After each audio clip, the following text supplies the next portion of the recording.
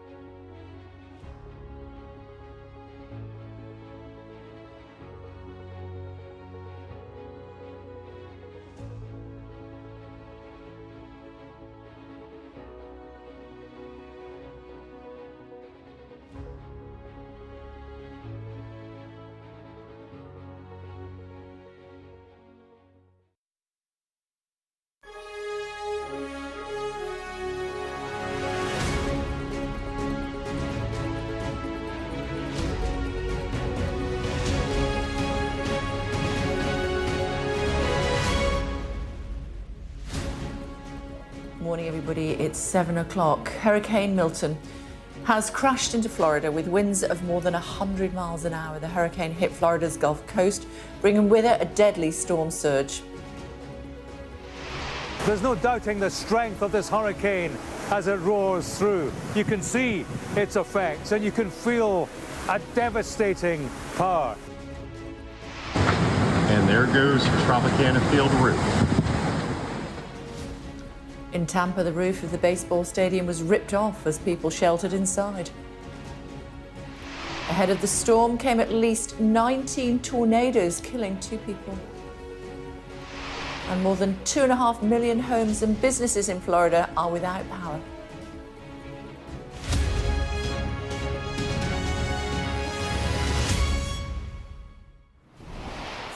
Good morning. Hurricane Milton has crashed into Florida with winds of more than 100 miles an hour, ripping the roofs off buildings and knocking out power to millions of people.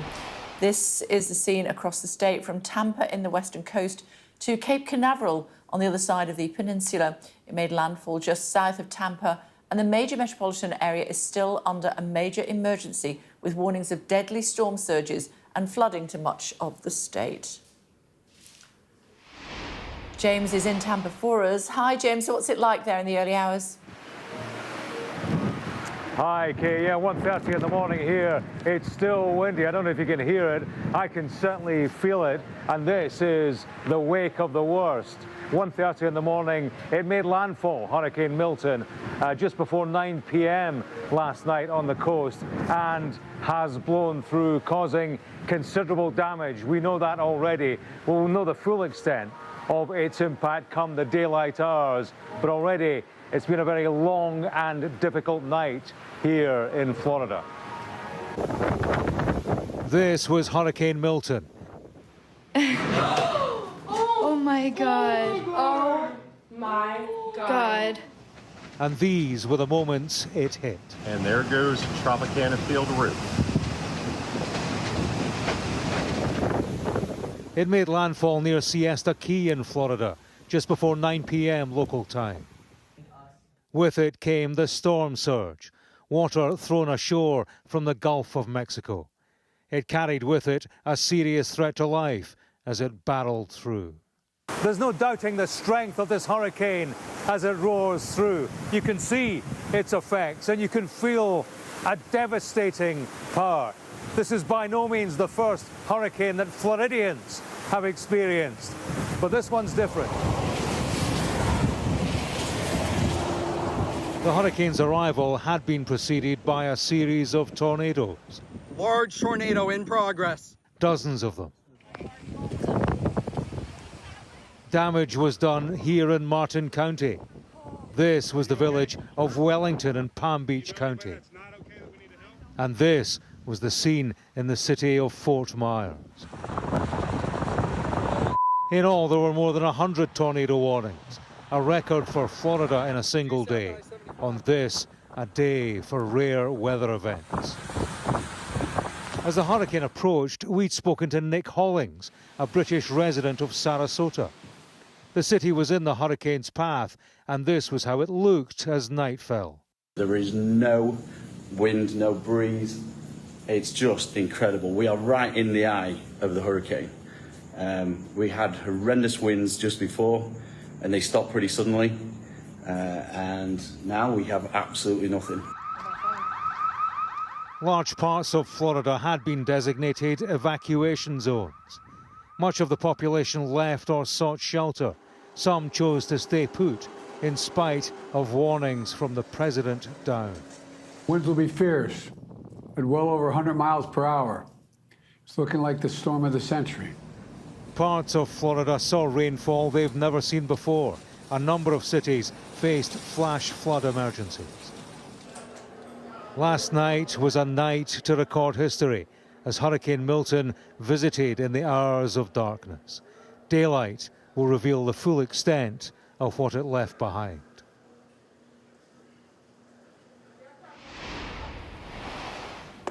And James, obviously, as with all of these storms, they tend to lose impact as they hit land. So what's predicted for the rest of the day?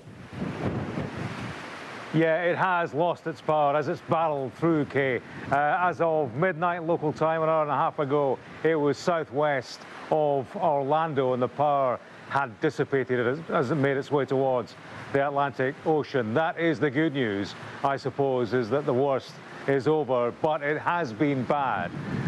We know that nearby in the Tropicana Stadium, we were there yesterday and filming the supplies being gathered to help people affected.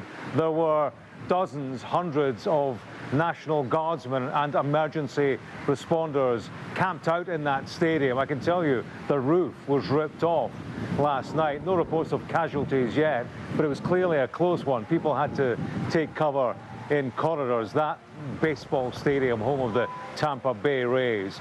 Elsewhere, it's been difficult for search and rescue teams to get around, and that's the difficulty in the hurricane. That's why people were told to evacuate, because when the hurricane hits, they are on their own. There's nothing really that emergency crews can do to get to these people because they have to preserve their own safety. So these people told to get out of town who remained in place.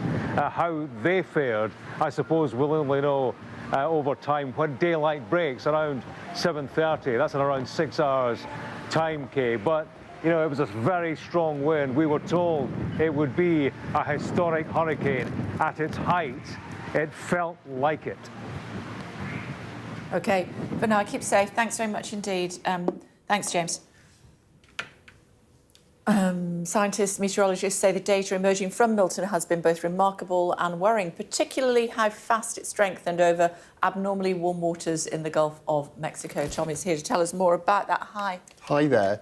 Yeah, I mean, we've had Category 4 storms, well, it was 5 to begin with, hit the coast of Florida. This was a 3 by the time it got there before, but there were things about Milton.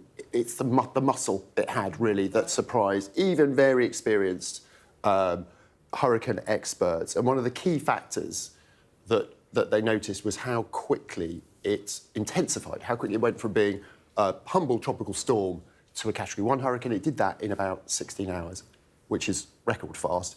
And then, again, went from Category 1 to Category 5. Oh, yeah, we've got a chart showing that. In less than a 24-hour period, it went from Category 1 to Category 5. It was the third fastest intensifying hurricane. And that's a worrying thing to see, because it shows that storm is getting energy from somewhere. And it's even more worrying because we know where that energy is coming from. It's coming from warmer oceans that we see in the Gulf of Mexico. I think we've got another chart that shows that. The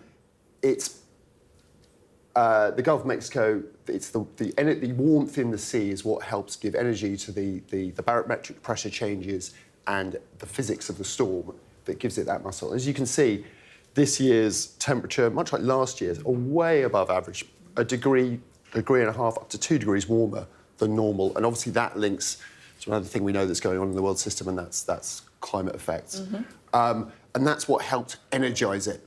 It looks fortunate, though. This storm did lose power. They always dissipate once they make landfall, but it didn't hit the coast as power to Category 4. But let's not forget, a Category 3 hurricane, that's still a major hurricane. That's up to 130-mile-an-hour winds, caused a lot of damage. The thing I'm interested about at the moment, the biggest concern with Milton was the storm surge. Florida's very low-lying. It piles water up onto the land. We haven't got much detail yet on where the storm surge hit and where it was worst, possibly because a lot of the barrier islands on the outer coast of Florida there were evacuated. We haven't actually got people there to see it. Also, interestingly, I noticed, and I'm not sure, we haven't verified this, but yet in Tampa Bay, they were saying the water was actually leaving the bay as the hurricane approached. It was being sucked in the opposite direction. Because remember, these hurricanes are revolving as they go in, so water being drawn away from one area and piled up on the coast elsewhere. So we might see the worst of the storm surge was actually further south, below that Tampa area where most of the people were, which could be a fortunate thing. But the rain, let's not forget, and this links to temperature as well. The warmer the atmosphere is, every degree of temperature, 7% more water can go into the atmosphere. In St. Petersburg in Florida, they had 18 inches of rain. And this would have been in an hour or so because of the speed that the storm was going through. For our younger viewers, that's, about that much. It's a huge amount of rain for a very limited amount of time. Exactly. And, to rush in that quickly, that's why we've got these flash flooding alerts, and that's only going to complicate that even further. OK, and it's the second one in 2 weeks, in as many weeks. Well, that's the other thing, this is... Yeah, Hurricane Helene. And that's the big problem, I think, for emergency services trying to pick up the pieces that are left behind. All that devastation, all that debris that was strewn across neighbourhoods was now whipped up with these 120-mile-per-hour winds. And that's where it becomes really quite deadly, doesn't it? A storm surge debris. That were living there and just trying to pull the pieces together, and it's time to pack up and leave again. Yeah. And this is what people in the sort of the climate change community warn about. They say, no, these storms. It's hard to say this individual storm was caused by climate change, but what we are going to see is increasing intensity, and what we're seeing here is another potential lesson. We see these compound effects. You've got one storm going through, and then another one, a week later, before they've even cleared the rubbish away, which, as James was telling us yesterday, could have actually made some of this damage worse. The roof of that stadium could well have been weakened by Helene as it went through, and now it's failed. And you'll see that with people's homes as well. The other thing, I saw those incredible pictures while James was talking of the tornadoes. Like, these are another sort of an attendant. Another layer. They happen spontaneously during thunderstorms as well, but with a hurricane, that obviously the same climatic atmospheric processes are going on. Tornadoes are their own very unique, very distinct, but intensely destructive events as well that would have just further caused damage to extreme damage. Rachel's here as well. Rachel, we were talking earlier, weren't we, about previous hurricanes in this part of the world? Yeah, I mean, this is a part of the world which has been damaged and ravaged by hurricanes throughout its history, but there have been a few, certainly in recent decades, which have been really traumatising for local people, which has caused billions of pounds worth of damage, hundreds of lives lost. One of the worst ones in Florida's history, in fact, is Hurricane Andrew. It's still seen as one of the most deadly and destructive natural disasters across US history, and that hit in the summer of 1992. Of course, hurricane season for Florida lasts for around 6 months, so year in, year out. They are used to this, but there are worse years, and that was a particularly bad one. It hit at the Miami-Dade County at 5 a.m. on the 24th of August, 92. It was a Category 5 hurricane, so huge wind speeds.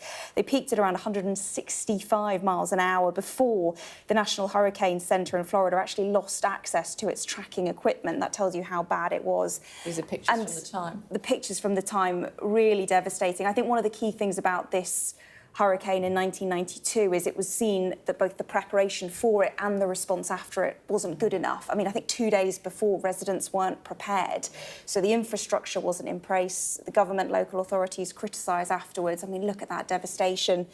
The storm surge is absolutely huge. The roofs ripped off, huge numbers of people killed, 65 of them in the United States, $27 billion in losses in total, which of course a huge amount of money then, 25,000 homes. Didn't that have a really big impact on Lloyd's of London, I think I'm saying, Tom, wasn't it? Because a lot of people were invested. And actually, it's only when you see, and one of the reasons Andrew was so well known and famous is it's where it hit. You know, it was Miami. It was a very, very populated part of Florida. That's your economic impact. And when things like that happen, people really do start to notice. I'm sorry to be cynical about it, but that's when it really mattered and hurt people where it mattered. And we saw a big change. And one of the things we can actually sort of be grateful for, like you were saying, there wasn't great dissemination of information. The forecast was probably okay, but getting that word out to people, Florida's really learned from those mistakes, and the alerts are much, much better now. The warnings to evacuate come earlier, they're clearer, things are more organised.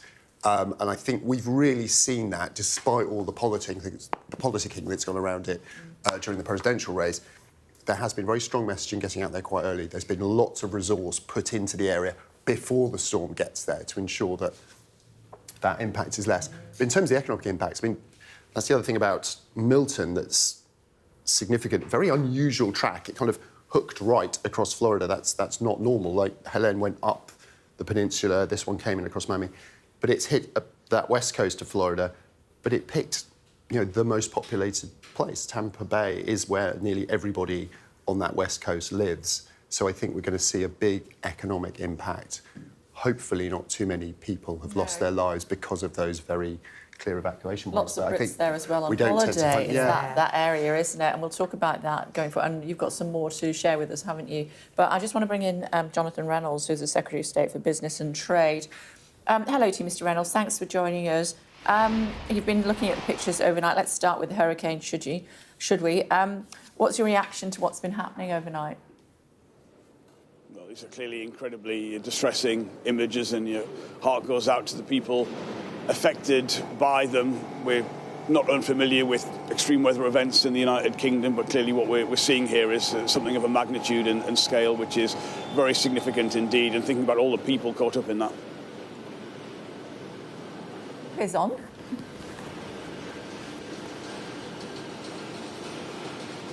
Can you hear me? I can hear you now, Kate, sorry. Good, sorry about that. I was asking why you've got a high vis on.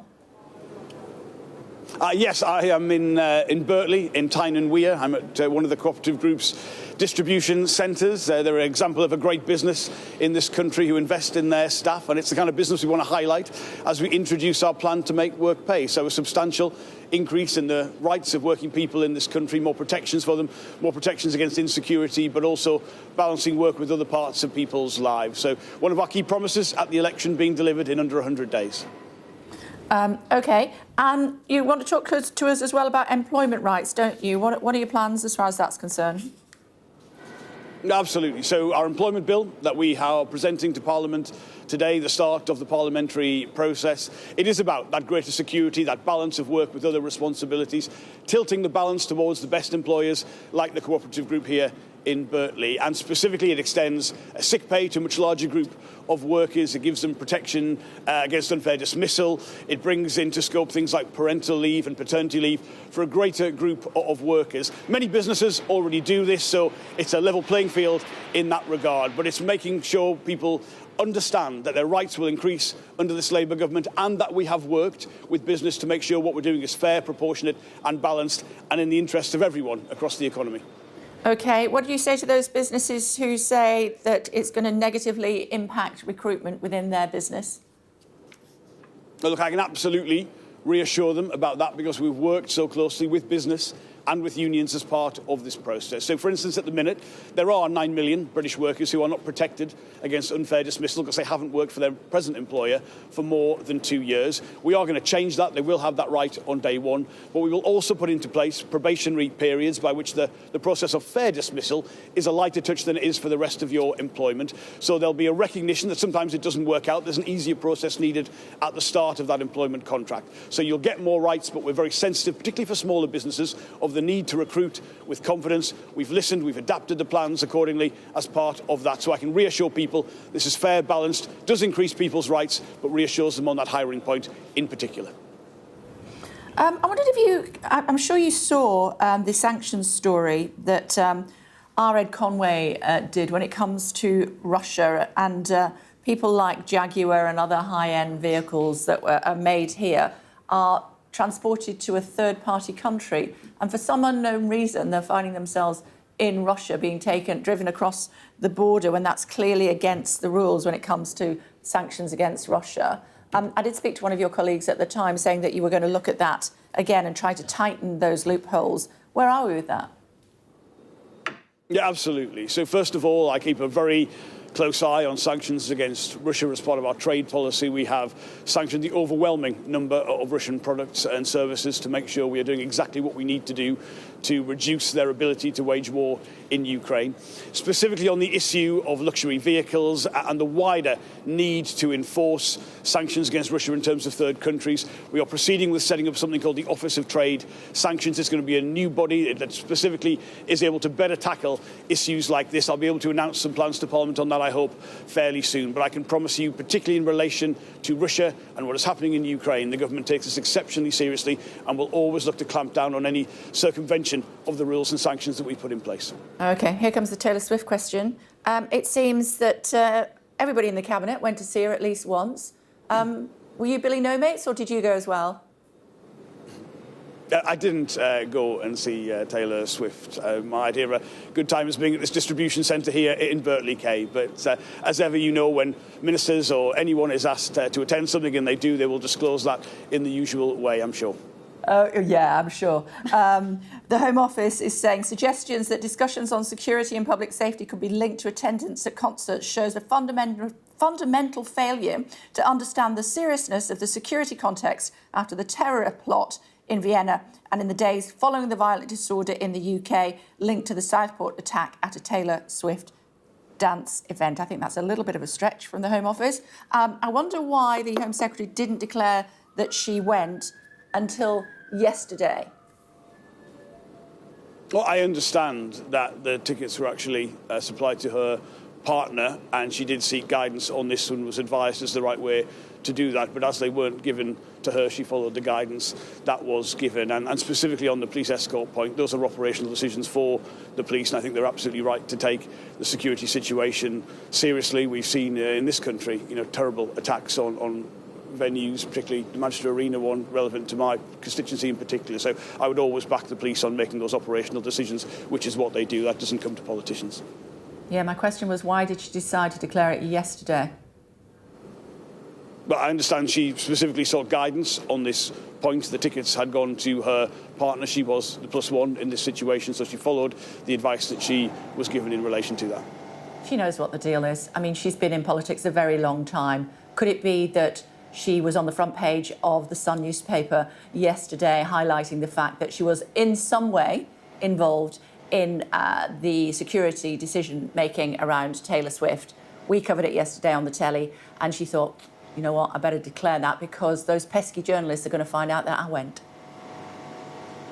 No, I can say that would not have been how she would have approached that issue. As ever in these situations, you seek guidance. If you were not the recipient of the hospitality in this case, you would have had a very specific set of advice around that, and I know she would have always approached that in the proper fashion.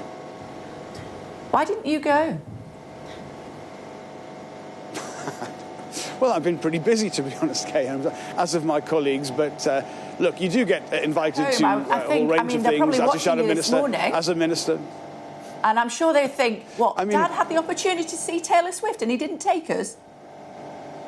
Well, I feel you're now mocking me for that, but no, I mean, look, I get invited to a whole range of things. The vast majority of colleagues are the same. You can't always make them or don't always want to go to things. I don't really want to have to be able to describe why I would or wouldn't want to go to any particular event, but of course where you are invited to things in an official capacity as a government minister or as a shadow minister in some cases, you know that's transparent, that's declared, as are every meeting that we have as Secretaries of State.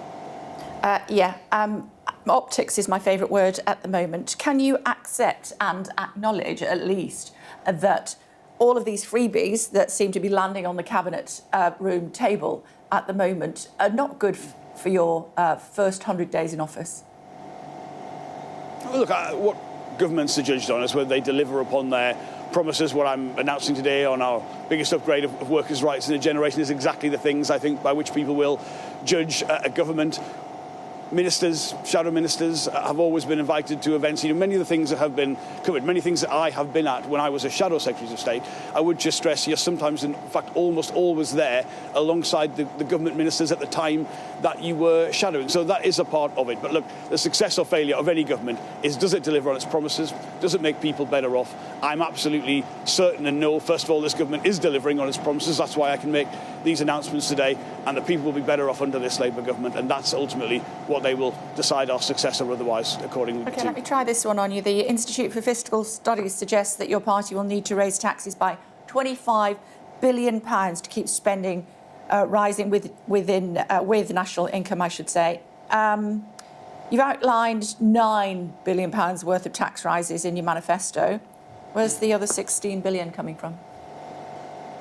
Well, look, the IFS is right to say the inheritance of this new government is unenviable, and they're right to say that the sums of the previous government didn't add up. Now, you know, Kay, I'm not going to announce or preempt a budget 20 days out or on television or on the morning, but look, the Chancellor has made absolutely clear not only this will be a budget for growth, but the prerequisite of that is a switch to being responsible with the public finances in a way the previous government wasn't, and also doing things like making sure there's capital investment for the future, for that long-term growth that we need, rather than raiding that money to pay for day-to-day spending. So I've got absolute confidence in the Chancellor, even though the situation is very challenging, to deliver on our objectives and fundamentally produce a level of responsibility, a level of investment, a level of seriousness when it comes to budgets and the public finances that has been completely lacking under the previous Conservative government years. We have got tax rises, we've got ways to raise revenue to deliver on those promises, but fundamentally this will be a budget for growth, and you'll be able to see over the rest of this month the kind of investments from business that are going to be made on the back of that new and much more serious approach. OK, come the 30th of October, you're not going to tell me the detail, but is it fair to say that pensioners will have to hide behind the sofa wrapped in a blanket? Look, this is a government that is going to make everybody better off, specifically for pensioners. We already have the commitment to the triple lock. That's a guarantee that pensioners will be better off this year, next year, the year after that. It's a significant pledge from the new government. So it will make people better off. So people should be reassured from commitments like that. But yes, it is a challenging situation where we are serious on delivering on our objectives, which is an economy that works better for everyone, better growth, better investment, and making sure everyone benefits from that. And that is part of the employment rights package that we're announcing today. OK, good to see you. Thanks for joining us. Thank you, Kay. It's a brave father who lets his daughters know on telly that he had tickets for Taylor Swift and didn't go. Well, hey, Kate, I mean, maybe he just didn't want to say on air he doesn't like Taylor Swift. Not everybody likes Taylor Swift. That's ridiculous. I know, it sounds like sacrilege, but there will be people watching this morning I think who will say... he's in the bad books. Yeah, I thought you were going to say. What do you make of what he had to say? OK, so first of all, if we start on the policy he's there when he wanted to talk about, which was all about the employment rights.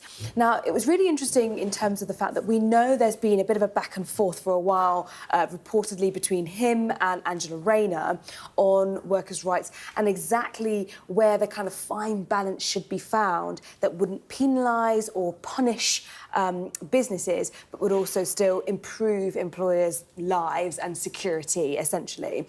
And it feels like you've either got the worst of both worlds, potentially, or you've got a compromise, depending on how you want to see it. So things like the probation period, we know that Angela Rayner is trying to be pushing for a shorter probation period as to the 2 years. So they've settled on 9 months. But it's important to say, actually, with Jonathan Reynolds' announcement here, that actually a lot of these are not going to be in place for a couple of years. And also, a lot of these measures are actually going to go out to consultation first. So it's not necessarily the finished article, just for people to be aware of that. And then also, 25 billion tax rises the IFS say that they need.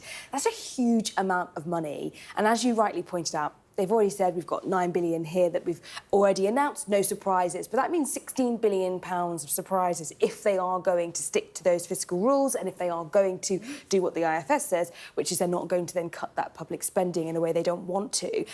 That is a really difficult piece of cake to slice. And the question is, who are going to be the winners and who are going to be the losers? Is it going to be national insurance contributions from employers, which they say is a tax on business, but also it will still impact employees. Let's not be, coy about that. It will still potentially mean that employers reduce their contributions. So it still has a knock-on effect. Really tough decisions, and he, trying not to give anything away on the budget, but nonetheless, he did say we've got tax rises, we've got ways of raising revenue. So it does sound like it's coming. It's just about where, really. Yeah, and he said pensioners are going to benefit the most long term. I'm not sure about that. Let's see. I don't think they feel that way at the moment. And a quick thought on that statement from the Home Office that we got, a Home Office source. I think it was a bit of a stretch, wasn't it, linking those poor little girls that died in Southport and Taylor Swift. The difficulty is that that Home Office source is actually in response to what Robert Jenrick said. So Robert Jenrick said, this is a government so shameless they'd seemingly sell our police for a couple of concert tickets and a friendship bracelet from billionaires. So this was in response to what Robert Jenrick was saying. And they were clearly frustrated by that and therefore then came back with the statement about the Southport killings and the Vienna bomb attack. Oh, no, bomb plan. Sorry, obviously the attack was foiled. Now, the difficulty is... Which was against the crowd as opposed to Taylor Swift personally. Yes, exactly. And the difficulty with that is it does come across as they're trying to potentially, slightly as you think, overstretch in terms of the defence on that. It doesn't mean that their defence isn't valid, but what it means is we don't necessarily need to be dragging the death of those girls necessarily into this too much. But nonetheless, they are trying to argue that they are focusing on security and security is of paramount importance and that was all that there is to see and there is nothing more to see here. That is what they are arguing. Yeah. I don't know. I know. Where do we go next? I don't know where to go with that. Thank you. Thanks very much indeed. Coming up, we're going to be speaking to a Florida resident hunkering down and weathering the storm in Orlando.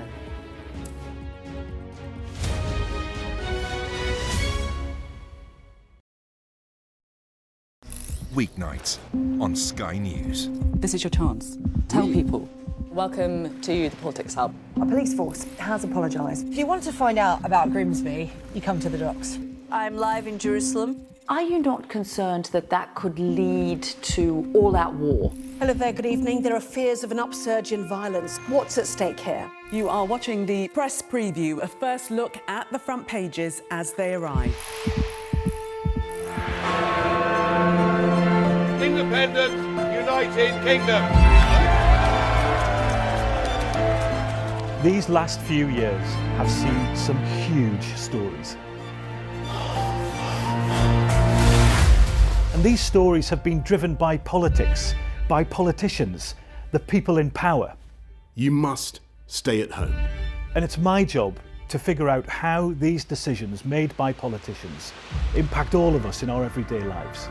This is the worst thing I've ever been through in my life. People turn up here with their child stuff in a black sack and just say, don't want to. And that is what it is. It's first-class poverty. Is this an example of the welfare state failing? take you to the heart of the stories that shape our world. These are stories that affect us all. Millions of children are now having to catch up. Some stories have changed all of our lives. Because like the residents, the staff are being infected. Politicians, they make decisions all of the time, and it's our job to hold them to account. I wonder if you will take this opportunity to apologise to those families. But in the end, the real power doesn't actually lie with the politicians. The real power lies with the people. I'm Nick Martin. I'm the People and Politics correspondent at Sky News. We've got your Sunday mornings covered. From the front page and the sounds of the streets to the voices of the people who make the major calls and big picture politics beyond Westminster. We'll put you at the heart of our story. A new start to Sunday.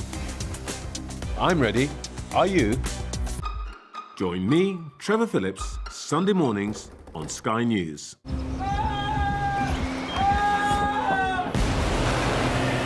most significant day of this conflict. They keep telling us that they want aid. And this is what's left of it. Tanks, heavy vehicle. Why only in America? People want their country to work. Just want a job in a normal life. Why are these homes empty? I want you to be honest with people. That has happened within minutes. Sky News, the full story first. Free wherever you get your news. Hello again, everybody. Welcome back to the Breakfast Show. In a moment, we'll be going to Florida for more on Hurricane Milton. You've got the headline? Yeah, it's just the human cost. We'll find out in the next few hours, really, of what Hurricane Milton has really done. Just to remind viewers back home then, here, the storm made landfall in Florida, bringing winds of up to 120 miles per hour.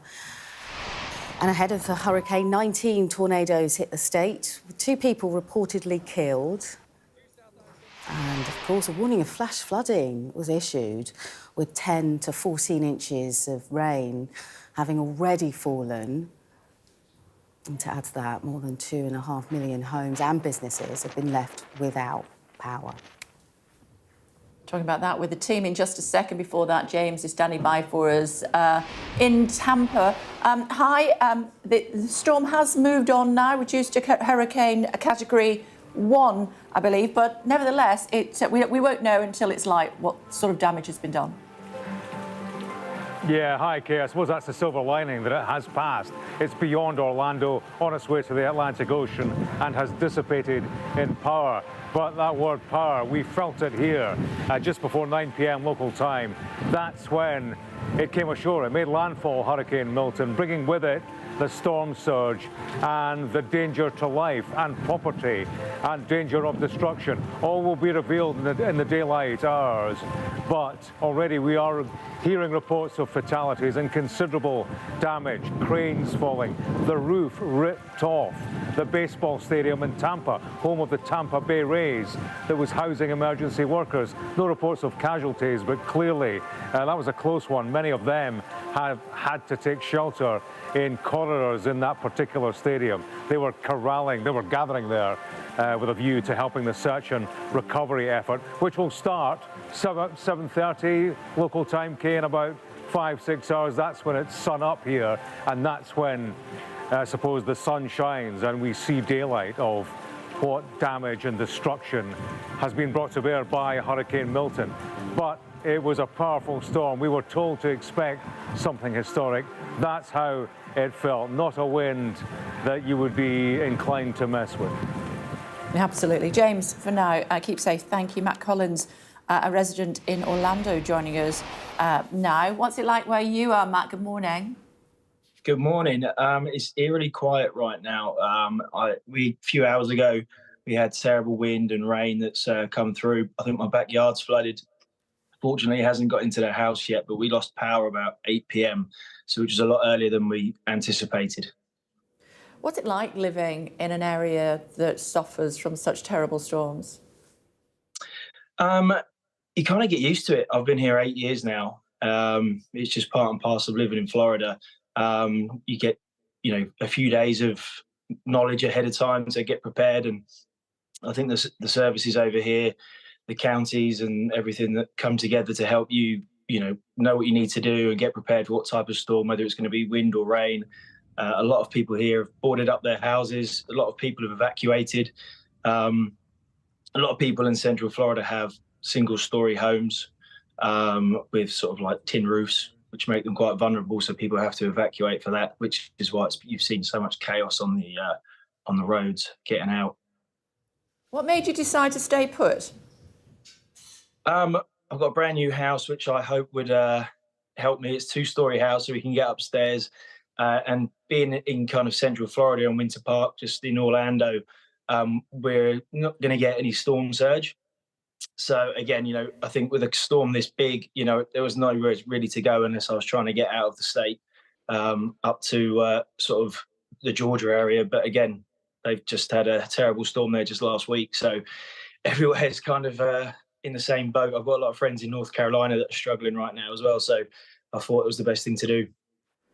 Okay, well, I hope everything's okay when you do finally manage to go outside and take stock of what's going on there. Thank you. Thanks. Let's bring in Jonathan Alingu, Co-Exec Director of Central Florida Jobs with Justice. Good to see you. Thanks for taking the time to join us this morning.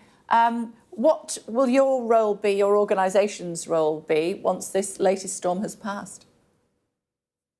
Hi, good morning. So we do a lot of the storm preparation. We coordinate with organizations, and then we also coordinate around response too. So we work with elected officials to find out where the gaps are in terms of response. If there are any workplace violations, some folks, even with the hurricane this magnitude, are forced to go to work. So we try to make sure to address those issues however we see fit. And then also, with a storm like this, and particularly we just had one 2 weeks ago, as Matt just described, we figure out there's people going to be losing their jobs. How are they going to be sustaining themselves in terms of their wages, in terms of their health benefits, so on and so forth. So we coordinate and work with state officials and other groups to figure out how we do that. And who's impacted most long term when this sort of natural disaster happens? Yeah, it's mostly folks that are in the low-lying areas, the folks that were asked to evacuate, because the areas there are mostly mobile homes, mostly manufactured homes, folks that have low income and really have nowhere to go but to shelter or are forced to stay there. So usually those are the folks that are the most affected, and particularly folks that work in the service sector. So tourism, like forestry, within restaurant workers and so forth. They're the ones that are impacted the most, and they're the ones whose areas are damaged the most, who can't really go back. So it's typically those industries. Okay, keep well. I hope that you emerge safely from this latest storm. Thank you very much indeed. Of course, they've had plenty, haven't they, in Florida? Absolutely. Florida is one of the parts of the world which is most liable to get hurricanes, and the hurricane season for this part of the world around 6 months, so from the start of June until the end of November. So year in, year out, they know to expect that. And you heard Matt a little earlier there saying they get a couple of days' notice, and then it's about hunkering down or evacuating, depending on where you're going to be. But there have been some really bad ones. We were talking earlier about Hurricane Andrew back in 1992, which was one of the worst in the States' history, one of the worst in US history, which had a huge impact, not just on the loss of life and on obviously the number of homes that were destroyed, but even on the insurance market as well. A number of insurers going bust because the scale of the destruction was just unprecedented, really, and there was a real understanding at the time that there hadn't been the preparation in place before or after to help people.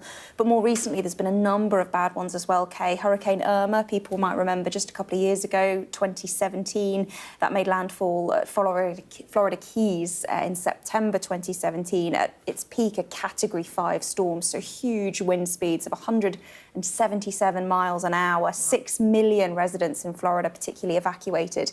And they were saying with Milton that was the sort of biggest evacuation they'd seen since Irma. So that gives you a sense of the scale. Around 130 people, it's thought, either directly or indirectly killed as a result, the vast majority of them in that state.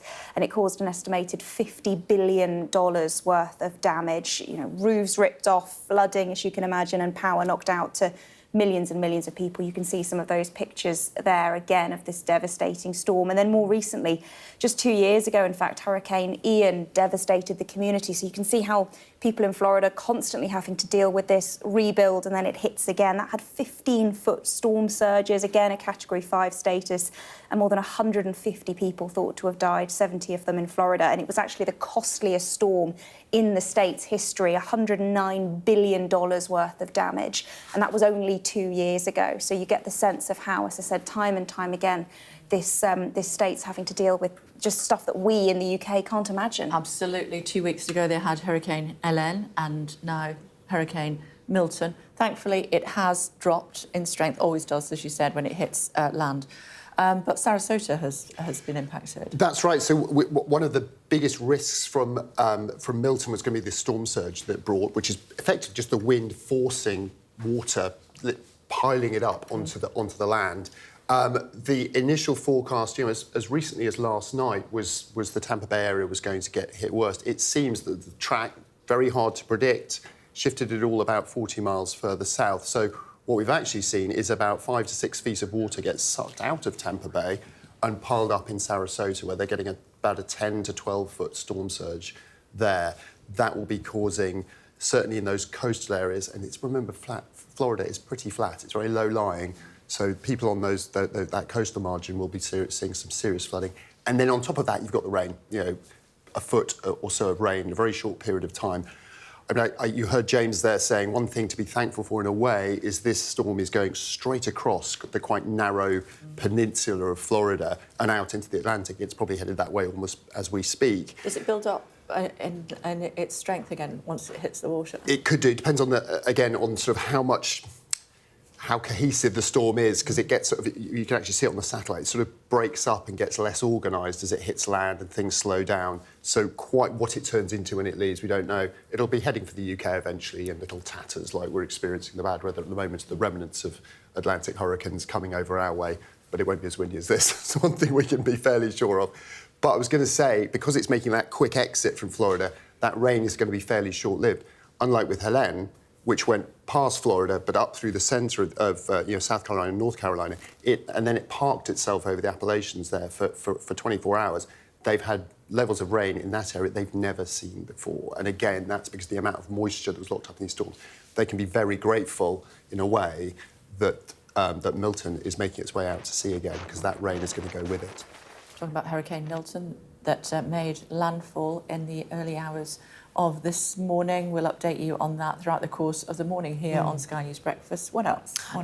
Israel's defence minister has been on a call with Joe Biden, Kay. That was scheduled, wasn't it? Yeah, so you would think that they would be in touch constantly, but not so. But the result of that call, well, Israel's defence minister has said that his country's response to last week's missiles attack by Iran will be lethal, precise and surprising. Yoav Gallant's comments came after that call with Joe Biden. The White House says the US president, well, he affirmed his commitment to Israel's security, but emphasised the need to minimise harm to civilians in both Lebanon and Israel. More on that as and when we get it. Elsewhere, a teenager who stabbed 15-year-old Holly Newton to death after their relationship ended, this was last year, can now be identified. 17-year-old Logan McPhail has been named as the boy who stabbed Holly 36 times. This is really, really awful. In the street in Hexham during a jealous rage. This was in January 2023. The Newcastle Crown Court, well, they basically lifted these restrictions by identifying him to better understand why it happened. Horrific case there.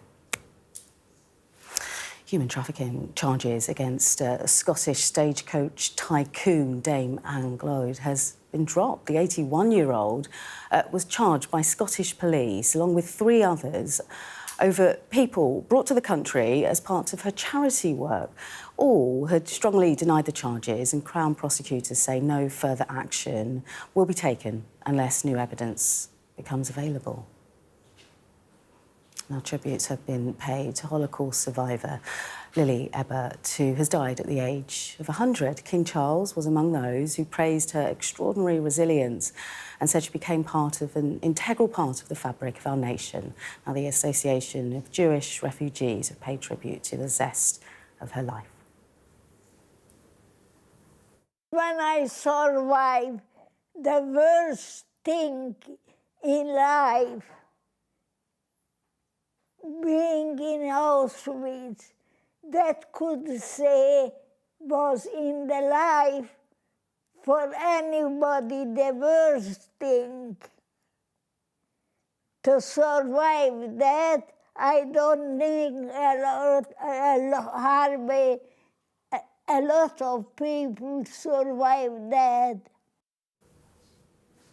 Oh, may she rest in peace. Still to come on The Breakfast Show for you, we speak to a Brit on holiday in Florida who's sheltering in his villa, awaiting the hurricane.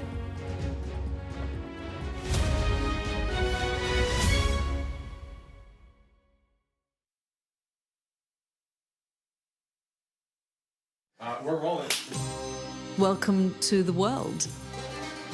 Our new podcast, starting now. It's very exciting. Every week, we'll be reporting from the world's trouble spots. We get to hold those in positions of power accountable, and we get to ask the questions that the audience, the listeners, want to know about. And that's why it is so important that people tune in, come along for the road, come along for the journey. It'll be fun.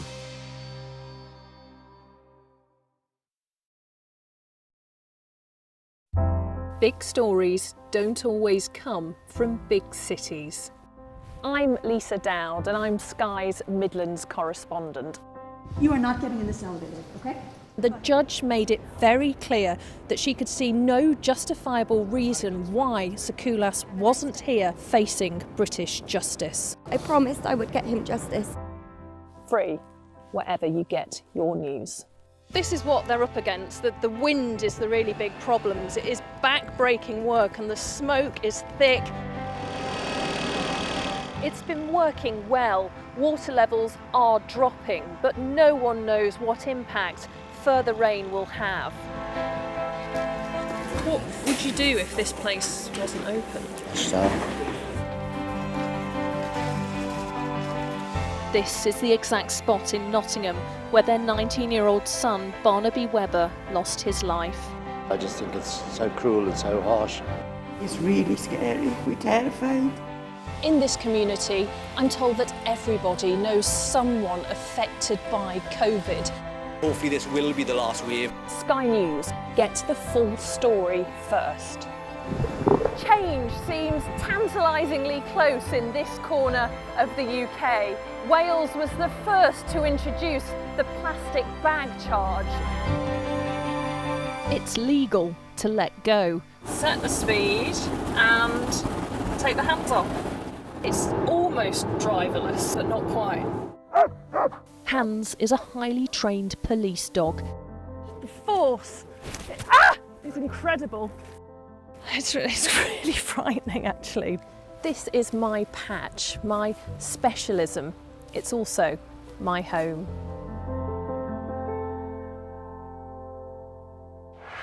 Play Sky News. From the Sky News Centre at 7. Now that you're up to date, we can go into a bit more detail. Things can change incredibly quickly. Taken by surprise. Have you ever known a moment like this in British politics before? Yes. Cheers. We'll start with breaking news. Let's get the latest on the ground. So, by the end, we'll hopefully all understand what's going on in the world just that little better.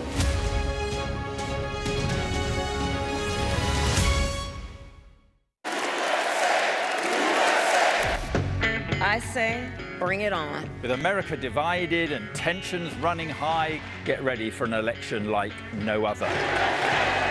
Join our teams as we follow the campaign trail as America decides. We will win, win, win. Get closer to the action this US election with full reaction and analysis. Sky News, the full story first. Hello again, everybody. Welcome back to The Breakfast Show here on Sky News on Thursday morning. All the team are here because we are monitoring this hurricane that's hit Florida. What's happening? So Thankfully, Milton, which was a Category 5 storm not more than 24 hours ago, remember, with that's winds above 160 miles an hour, weakened as it got close to the coast. It actually made landfall as a Category 3.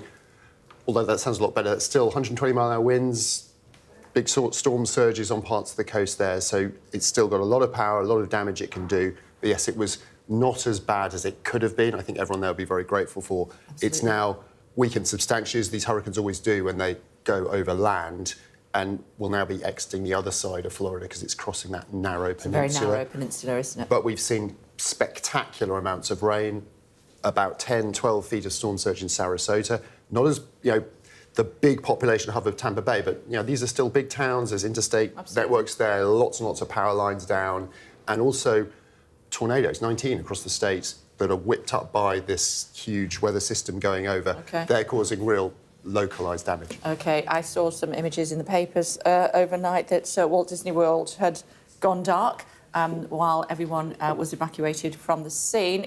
Chris Ball, British national on a holiday in Florida, is joining us now from Kissimmee, and anybody who's been to Walt Disney World will know Kissimmee is a small town nearby. Hi, Chris, what's it like where you are?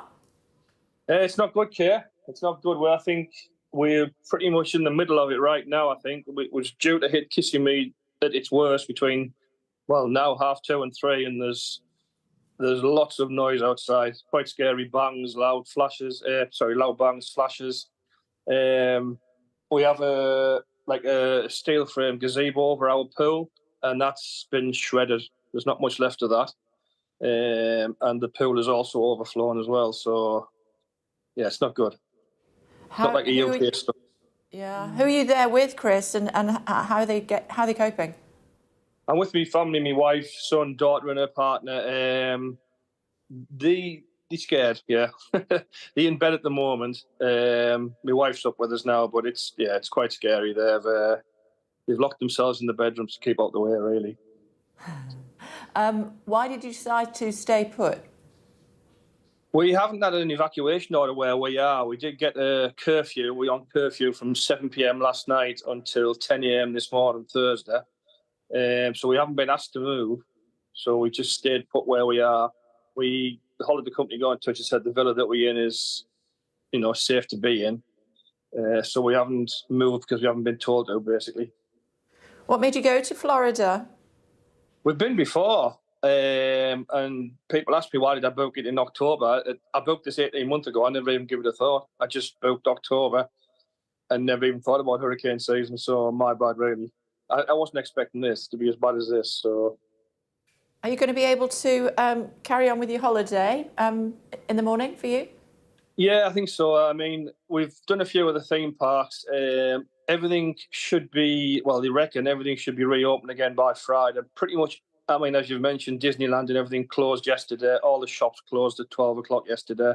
The fuel stations have been out since really Monday. A lot of the fuel stations have been closed since Monday. We got some supplies in on Sunday just to be prepared. But we think everything should be back open again by Friday. But the noise outside is unbelievable. So I don't know what damage we're going to wake up to in the morning. I can see the damage just outside my villa now. So I don't know what the rest of Kissimmee is like. We'll just wait and see. But the plans are that everything should be up and running again Friday, Saturday. We don't leave till next Wednesday, so we've still got a bit of time left here. OK, well, look after yourself and the rest of the family as well, Chris. Check hurricane season before you book a holiday. Yeah, I think I might do that next time. I'll stay in the UK. Look after yourself. If you want to, and it's safe to do so, film something. Don't go outside, but if you can film through the window for us and want to send it to us, we'd be very happy to share it. Only if it's safe. I'll do that, Keir, no problem. OK, enjoy the rest of your holiday. Thank you. Cheers, bye. Thank you. Love to everybody. Thank you. Holiday to remember that one, isn't it? I mean, I know you said that you should have checked hurricane season. As we were just saying, in Florida, it's from the start of June to the end of November, which is a huge chunk of time that this state has to prepare for it. But that is incredible for him to have described it in that way. And he's in an area where they haven't been told to evacuate. I mean, you can just imagine what some of those places which took a direct hit must look like now and will look like in the morning once the storm's passed. The reality is people like Chris would have been told by emergency services, there's nothing we can do. Stay put. do what you can and stay safe. And that's what is quite terrifying, isn't it? There's no way of really controlling what might come their way. And with Hurricane Helene, the damage that would have done just 2 weeks ago. I know. Devastating. I've actually been in the middle of a hurricane before, and it's really terrifying because you don't know. You know, somebody asked me that, and I can't remember. It was. I'm not going to pause and try and think about it on the telly, but I will look it up. It was in. I'm not going to tell you as soon as I figured it out, but it's very scary. The thing is, you don't know when it's coming. You don't know exactly when you're in the middle of it, and you don't know when you're at the end of it. So, yeah, but I'll look it up, and I'll share it with you in the next hour. Do stay tuned our way.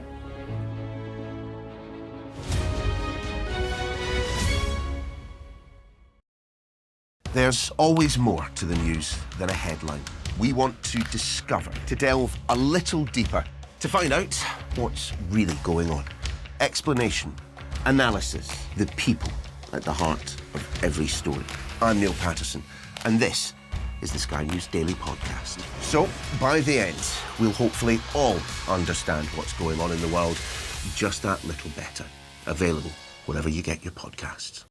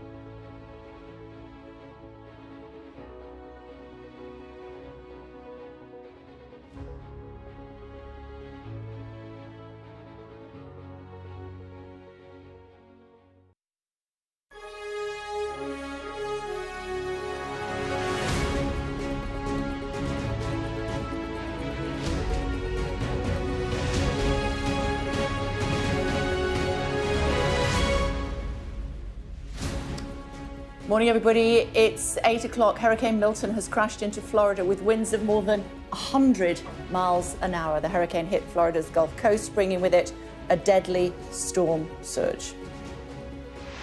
There's no doubting the strength of this hurricane as it roars through. You can see its effects and you can feel a devastating power. And there goes Tropicana Field roof. In Tampa, the roof of the baseball stadium was ripped off as people sheltered inside. Ahead of the storm came at least 19 tornadoes, killing 2 people. And more than 2.5 million homes and businesses in Florida are without power. Also ahead, cleverly cast aside With the frontrunner out of the race, who will become the next leader of the Conservative Party? And Swift security, the Home Secretary facing scrutiny over Taylor Swift tickets.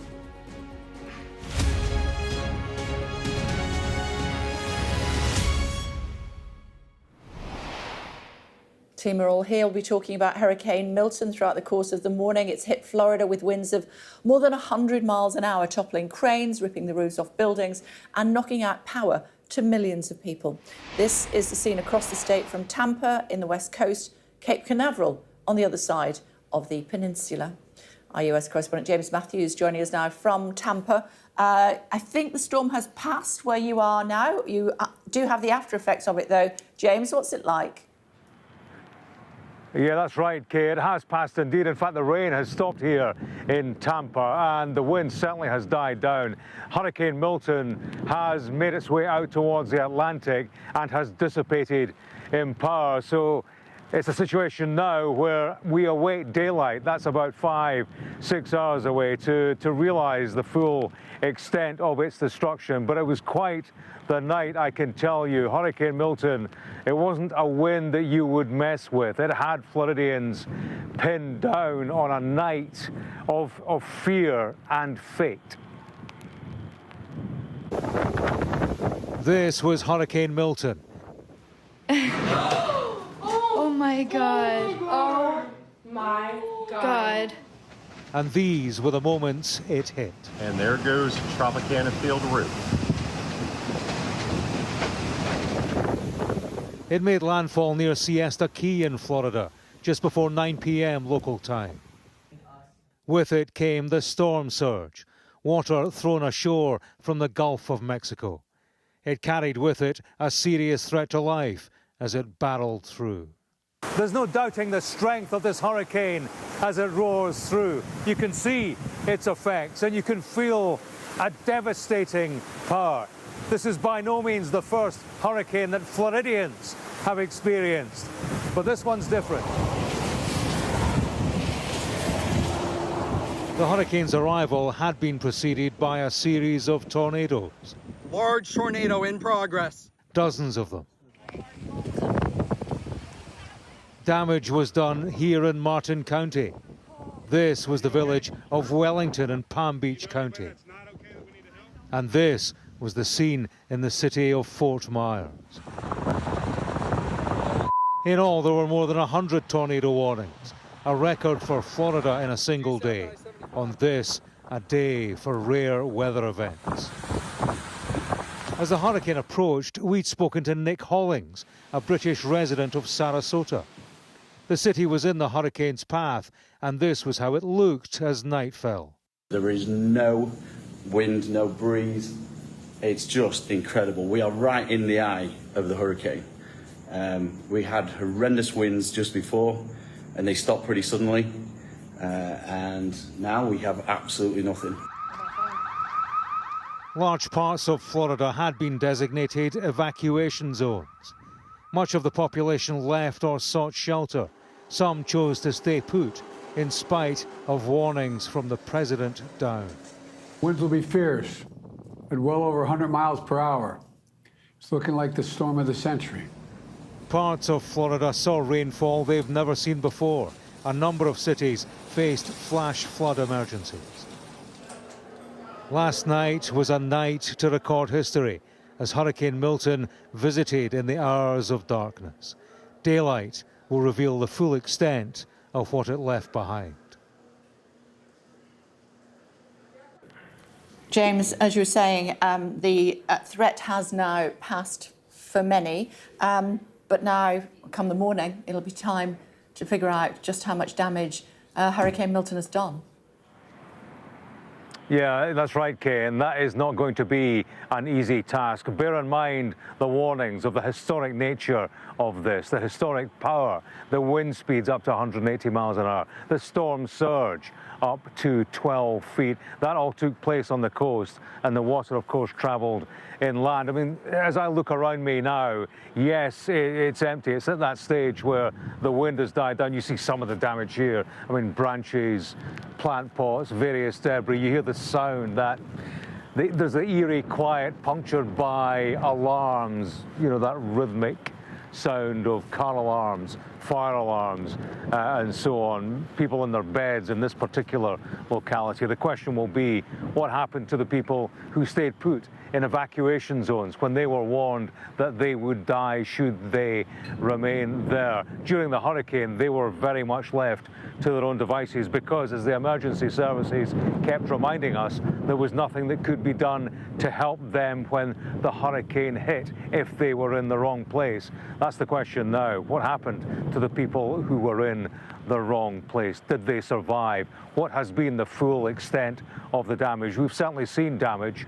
There is flooding. There has been flash flooding here in Tampa and in various other cities. Although looking around me, the flooding that was here has gone away. At the home of the Tampa Bay Rays, a baseball stadium, that's where emergency workers were camping out with a view to the search and rescue and recovery effort. The roof was blown off that building last night. No casualties reported, but individuals did have to take shelter in corridors. So there was an extreme power in this hurricane. I felt it. You heard the roar in your ears and you felt it through your chest. It was quite the hurricane, and quite how much damage it has caused we'll see in daylight, Kate. That's about 5 hours away. OK, James, for now. Thank you. Tom, there have been storm surges as well, haven't there? There have. So it looks like the original, the forecast about 24 hours ago for the worst of the storm surge, it wasn't actually there. It shifted further south because of the way that the storm made landfall was slightly further south than I think was initially predicted, but also the way the storm circulates, it draws water away from, in this case, the Tampa Bay area, which was very fortunate because that's a very populous area, lots of shorefront property, etc., but piled it up on the town of Sarasota. So they're seeing a 10 to 12-foot storm surge in Sarasota, apparently. Less than up to 15 feet, but 12 feet, I'm 6'2", that's more than twice my height of water that would have been piled up onto land there, certainly enough to inundate a single-storey home. Obviously, lots of properties in Florida, they're adapted in that way to sort of deal with this, but not all. And just reflecting there on daylight and what we see after, and I think what we often forget when we see these storms is the sort of the legacy that they have, the collateral damage that occurs. You know, a lot of people don't leave hurricane evacuation areas not because of stubbornness, it's because they can't or they're unable to. And we certainly saw this during Hurricane Katrina in 2005. It was the poorest in society. It's those with the least resource that either they can't get themselves out, or quite often in the US we have this problem, very high insurance premiums in places like this because of things like hurricanes, and then you go up after a storm like this too. People can't afford to insure their property. They don't want to leave it. They want to try and protect it in whatever way they can. So you don't have people leave, and often they're the people with the least resources. Also, as a result of things like this, businesses fail. People can't afford to rebuild or reopen up, and that affects people who work in those businesses as well. A lot of them don't have insurance. Yeah, and I moved to the southern US in 1995, so it was 2 or 3 years after Hurricane Andrew, which you were telling us about earlier, which had this catastrophic economic impact, and it was still being felt. People were still talking about it. There were still businesses closed after Hurricane Andrew, as well as boats a mile inshore that had been washed up by the storm. So these things have long tails, long legacies, I think, that we often forget about because we cover the news and then move on. But they'll be recovering from this for quite a while, I should think. Yeah. Hurricane Andrew? Hurricane Andrew, yeah, that was in 1992, and I think that's a good example of the fact that Hurricane Milton is not a one-off. I mean, we've been talking about Hurricane Helene, which killed more than 200 people across a number of states, but really devastated Florida as well just a couple of weeks ago. But Hurricane Andrew, seen as one of the most deadly, the most destructive natural disasters in US history, and that's ravaged the south of Florida in the summer of 1992. It hit the Miami-Dade County area, first of all, at around 5 in the morning. Wind speeds, we know, peaked at around 165 miles an hour, but at that point, the National Hurricane Centers in Florida, they lost access to their tracking equipment, so we actually don't know the true scale of it, but we know, as I said already, that 65 people died, $27 billion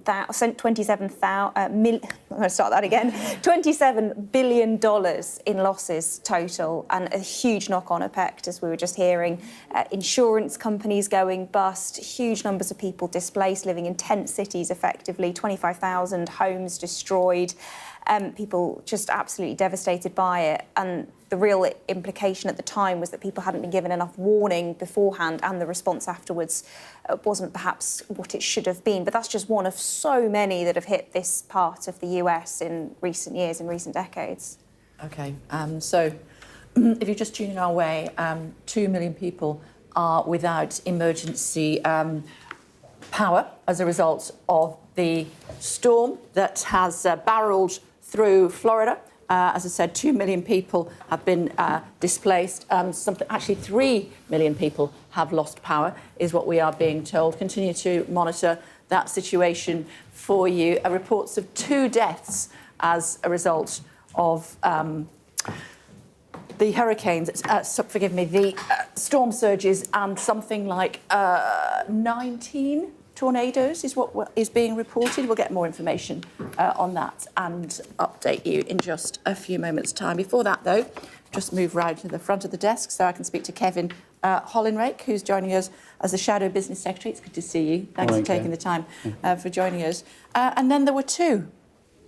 Which I can't remember which one you're with. Is it Kemi? I'm spying Kemi, yeah. Was she lucky to be in the final 2? Well, if you say lucky, I mean, it was a very tight race. So wasn't in the end, though, was it? What happened?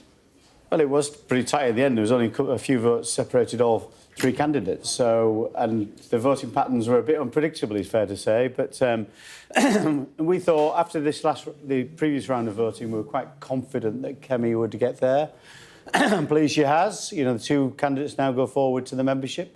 Quite rightly, Rob Jenrick and Kemi Badenoch, and let's see who they choose. But I'm supporting Kemi because I think she's bold, she's different, she speaks her mind, and she's relentlessly optimistic for the country and for individuals within it, which I think is what we need. She slips up, though, doesn't she? This maternity pay comment didn't do her any favours. Yeah, I mean, I think she misspoke in terms of what she meant. What she was talking about is regulations on businesses, which are too high. And what we're seeing today, of course, is Labour introduced 28 new regulations, which is going to further hit business confidence. That's not me speaking, that's the CBI speaking, the Federation of Small Business speaking, the Institute of Directors speaking. Business confidence is dropping because of these changes, which are being driven by the unions. It's not that Labour has good ideas or has any experience of running a workplace. They're just told what to do by the unions. When the unions say jump, they just say how high.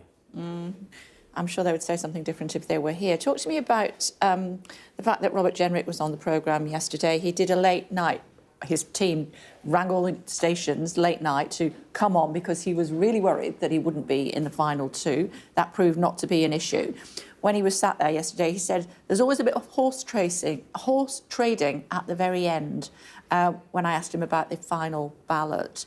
What do you think went on? You know, I have no idea. I mean, it wouldn't be the first time that an MP has said one thing and done another, I guess. I don't mean Rob. I mean, some of the voting patterns were unpredictable, but I was supporting Kemi. I supported all the way through, and to me, she's the right choice. But I really can't speak for my colleagues who might have done something different. No. A lot of heat on Grant Shapps, who was running the campaign for Cleverly, although he forgot, didn't he, and said Jenrick at one stage. Did he? OK. Yeah, he did. You should look it up. It's very interesting. Do you think they just miscalculated who they were lending votes to? Possibly. I honestly, Kay, you're there to... I don't. I actually don't care. Yeah. I can tell. It's democracy. We've got... our job was to narrow it down to 2 people. We've got those 2 people, Rob Jenrick, Kemi Badenoch. And I think it's going to be a refreshing choice. It's going to be a refreshing change, whatever candidate they choose. Well, I don't think... I think, for me, Kemi speaks to people outside the right of the party. She's very direct. She's very clear on issues like women's rights and on things like transgender, in terms of gender changes for children, for example. So she's very strong on cultural issues. But I don't think Kemi's right-wing. That's not my experience of her working for 18 months in the Department of Business and Trade. She was, she let me get on with my job. I don't think I'm known as a right-wing person. I don't think my colleagues in that ministerial team are known as right-wing people. But she let us get on with it and was always respectful of our views, and I think could definitely attract voters back from both the right of our party and the left of our party. People have gone off to Lib Dem and Labour, but also, crucially, the millions of people who actually Conservative voters who didn't vote at all in the last election. I think Voted for reform. Yeah, except for potentially from the right of our party, as I say. So we do need to bring people back from reform. I think Kemi can, but also I think she can speak to people who would naturally perhaps be on the left of our party. Has this all taken too long, this process? Well, you can argue that, but I think we've got to remember we're looking to present a challenge in 4.5 years' time, not today. So we've got time to do that. Budget commitment, that's going to be important, and I'm very worried, I say, declining business confidence. But who have you got to respond to that? Well, the date's likely to be the 30th of October. Well, the date of the budget definitely is the 30th of October. The date of the announcement of the leadership contest. You can see what I'm getting at. Yeah, the new leader should be in post by then. I didn't say the timetable. Some people would say that. I would say Rishi Sunak as the Prime Minister who responds, leader of the opposition, who responds to the Chancellor, will be relishing the opportunity to take Rachel Reeves to task in terms of some of the things she's planning, because these potential changes to business taxation, potential changes, and they have not yet confirmed whether they'll increase national insurance contributions for employers, which would be deeply damaging for jobs and investment. But also these workplace changes are damaging business confidence. We know that's happening today. So not me speaking, it's the business representative organisations, CBI, Federation of Small Businesses have said this will cost jobs. That's not good for our economy. Thoughts on what's going on with Taylor Swift?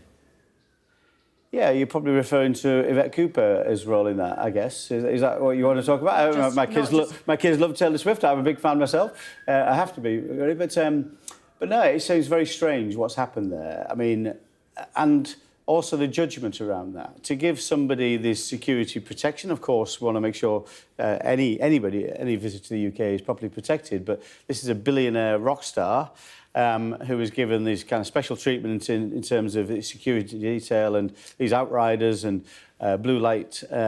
But that was a police decision. That wasn't the government decision. I don't really know what happened, but what happened at the same time is Yvette Cooper, the Home Secretary, got free tickets for Taylor Swift. And her husband did. Okay. We're being absolutely pedantic because I'm sure they're watching at home and the lawyers will be all over it. There are rules around disclosure, whether that's your husband or a close relative. So there are questions needed to be answered.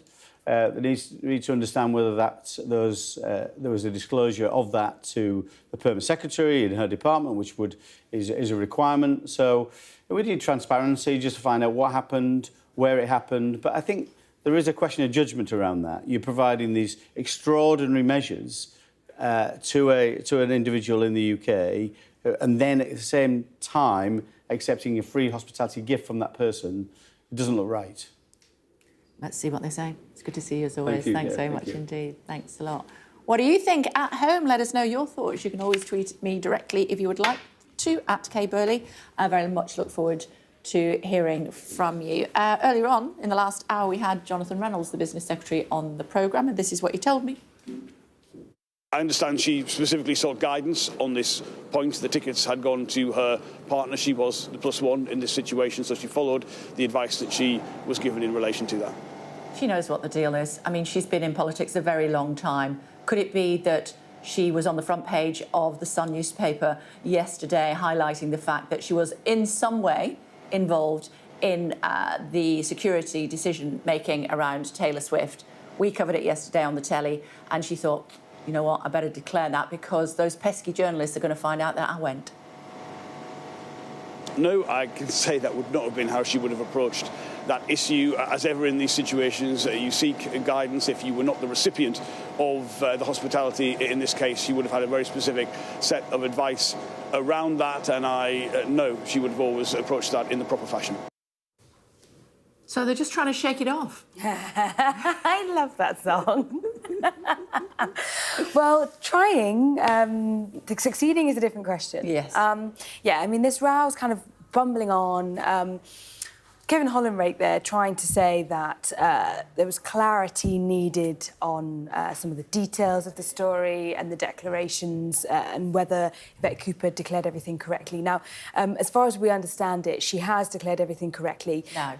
Yes, because the price or the worth, as it were, of the ticket that she was given was under the £300 threshold where you would declare something, and she was her husband's plus one. So there's no indication she's broken any rules on that, just to be clear.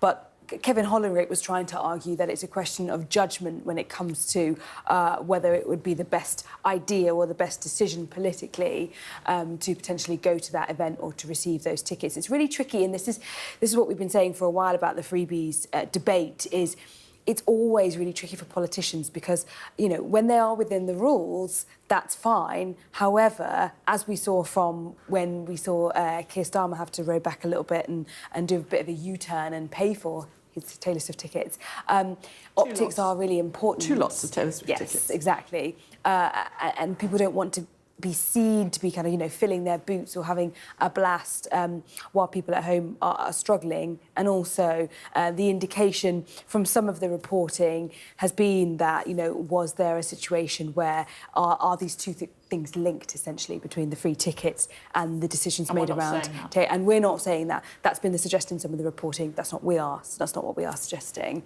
So yeah, it's a tricky one really for Labour this morning on that, and it's difficult because so far, you know, as far as we are aware, no rules have been broken. But the accusation in the Sun newspaper was that the pressure was put on the Met, which obviously is not considered to be acceptable. Who managed to get a Taylor Swift ticket for 175 quid? Come on. I mean, absolute bargain. Mine cost a lot more than that, let me tell you. I suppose it depends if it's got any legs for another day, and if it does, it starts to become a problem. Yeah, it's always difficult, isn't it? I mean, this is what we saw with the Sue Gray debacle, wasn't it? That essentially, if things run on too long, eventually they're going to have to need to be shut down. So we'll have to see how it all plays out. I mean, there was a suggestion in some of the papers this morning that Sue Gray was actually involved in kind of diffusing the row around Taylor Swift's security as well before she obviously resigned as chief of staff. Resigned-ish. On paper, she resigned.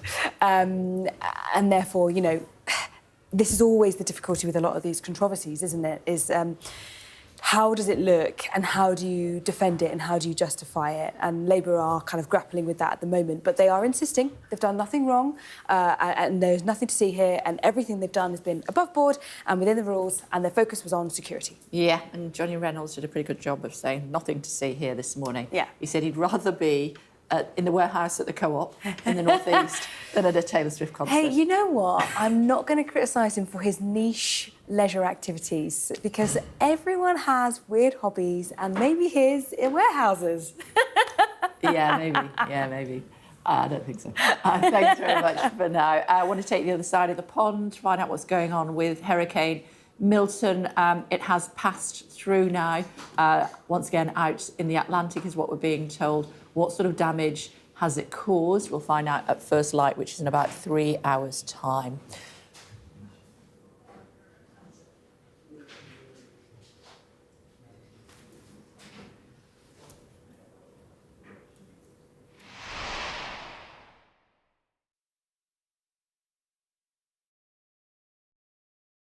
Weeknights on Sky News. This is your chance.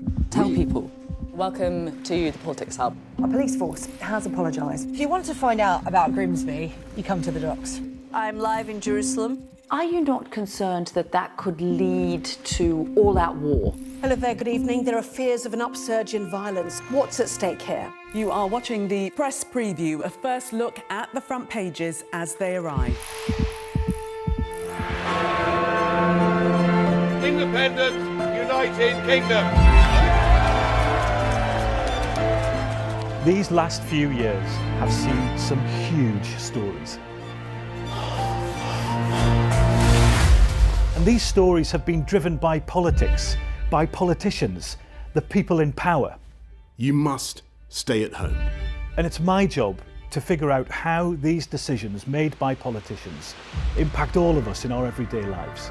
This is the worst thing I've ever been through in my life. People turn up here with their child stuff in a black sack and just say, I don't want to. And that is what it is. It's first-class poverty. Is this an example of the welfare state failing? We take you to the heart of the stories that shape our world. These are stories that affect us all. Millions of children are now having to catch up. Some stories have changed all of our lives. because like the residents, the staff are being infected. Politicians, they make decisions all of the time, and it's our job to hold them to account. I wonder if you will take this opportunity to apologise to those families. But in the end, the real power doesn't actually lie with the politicians. The real power lies with the people. I'm Nick Martin. I'm the People and Politics correspondent at Sky News. We've got your Sunday mornings covered. From the front page and the sounds of the streets to the voices of the people who make the major calls and big picture politics beyond Westminster. We'll put you at the heart of our story.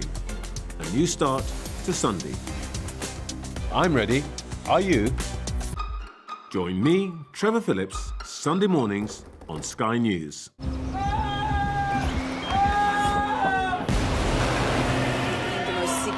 Day of this conflict. They keep telling us that they want aid. And this is what's left of it. Tanks, heavy vehicle. Why only in America? People want their country to work. Just want a job in a normal life. Why are these homes empty? I want you to be honest with people. That has happened within minutes. Sky News, the full story first. Free wherever you get your news. Hello again, everybody. Welcome back to The Breakfast Show. Coming up, we'll give you travel advice if you're supposed to be visiting Florida anytime soon. The storm actually made landfall, didn't it? Yeah. In Florida. And as James Matthews was telling us, you know, it's all about rebuilding, repairing and assessing the damage once daylight hits that state of Florida. Yeah, tell me about the other headlines. So, just to remind viewers, if you're just waking up, joining us here on Sky News, the storm made landfall in Florida and it brought with it 120 mile per hour storm surges. Ahead of the hurricane, 19 tornadoes hit the state. 2 people reportedly have been killed, and a warning for flash flooding too. This is also going to be a big issue, with 10 to 14 inches of rain already fallen.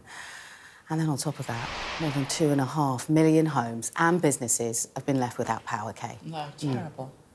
Absolutely terrible. It's gone now? It's moved on? No, it's not gone quite yet. It's passing over past Orlando now, which is effectively in the centre of the state, moving pretty slowly. It's still a hurricane force, a Category 1, but that's still, you know, wind speeds close to 100 miles an hour. It's then expected to, in the next few hours, pass over the east coast of that peninsula and out into the Atlantic, where it's currently thought to actually weaken once it gets out there. It's sort of lost its integrity now, and it's going to peter out over the Atlantic Ocean as it moves off north. But yeah, it's still capable of doing a lot of damage as a storm. It's bringing lots of rain with it. The slower it moves, the more impact that rain's going to have, because it will continue falling. So that flash flooding thing's very relevant. And it is leaving this trail of devastation in its wake. We've got power out through basically the whole Tampa Bay metropolitan area, St. Petersburg, Sarasota, but patches of the grid are out elsewhere. As you were saying, nearly 3 million people without power. That's going to have a knock-on impact. And also in St. Petersburg, I was just reading the water main has collapsed, so they've had to shut off water to the whole city as well. So that's another kind of typical impact that you get from things like this, but that means there's a, boil water alert there for people living in that area, and it is going to take them time to fix that. And again, that won't start happening till they get crews out in daylight hours. But again, because of the forecast, they have deployed people there in advance, and they've actually put in extra linesmen, and the sort of people who need to fix overhead cables and things have been put into the area in advance. So hopefully the response, the recovery, will be helped by that. But yeah, we're only going to find out in the coming hours. I'm not quite sure where this is, obviously Florida, but I'm not quite sure which part of Florida, but you can see that it's not yet gone. It has caused, but hurricanes have caused lots of problems over the years in Florida. Yeah, absolutely. Florida is one of the parts of the US which has been hit by some really devastating, really costly hurricanes in recent years. We were chatting earlier about Hurricane Andrew back in 1992, which it was a Category 5 hurricane, wind speeds of around 165 miles an hour, 25,000 homes destroyed, $27 billion in losses total, and a number of people, dozens of people killed. But more recently as well, there have been some really devastating ones to hit the state. mistake. Hurricane Irma, I was reading about earlier today, that hit in September 2017. It made landfall over the Florida Keys area. It was a Category 4 hurricane, so more intensive wind speeds when it hit land there than Milton was this morning or last night at local time. But we know that around 6 million people were evacuated then, and around 130 people were killed. Direct and indirect deaths linked to Hurricane Irma, 80 of them in Florida. And that's really important because it's not just about people in the moment itself dying, but it's the knock-on effect afterwards, emergency services. And we also have to bear in mind, as we talk about floodwaters, and as you see those pictures there, that huge amount of water on the road and the rain coming down, the greatest risk to life from hurricanes typically has been with the water levels. It has been people drowning, those floodwaters and those storm surges in the coastal areas. That's the greatest risk to life, despite the huge wind speeds. And then 2 years ago, Hurricane Ian as well, Kay, devastating the community. That saw huge storm surges, 15 foot in places, again, Category 5, weakening to Category 4. Around 150 people died, and it was the costliest tropical storm in Florida's history. It caused more than $100 billion in damage. So you can see how year after year, these massive storms are wreaking huge havoc on people's lives and the economy, and time after time, they have to rebuild. Yeah, I was looking at those pictures as you were chatting. Somebody driving in the middle of the night in a hurricane. Clearly not listening to that. No, Stay at home absolutely. order. We were chatting actually to Ethan Forretson from the disaster relief organisation Convoy of Hope, and he had explained to us the sort of challenges that were going on. So what we're going to do with my advance team, we've hunkered down in a hotel in Lakeland, Florida, overnight. We will drive over to the worst of the damage, try to find a spot where Convoy of Hope will set up shop, which will be home for the next several months as we land there and begin distribution of supplies, of essential relief supplies, so water and food and all the basic things that people need following a catastrophe like this. So tarps and hygiene items, all those things people are going to need because stores are going to be closed.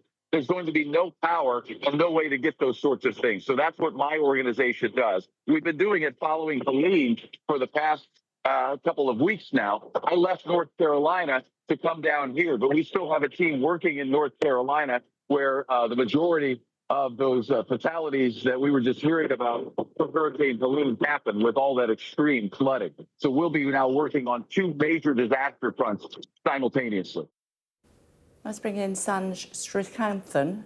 I hope I pronounced it correctly there, Sanj. He's the CEO of Shelterbox. Hi, Sanj. Thanks for joining us. I know that you've provided shelter and aid throughout the Caribbean for hurricanes, particularly Hurricane Beryl. What's the plan with this one?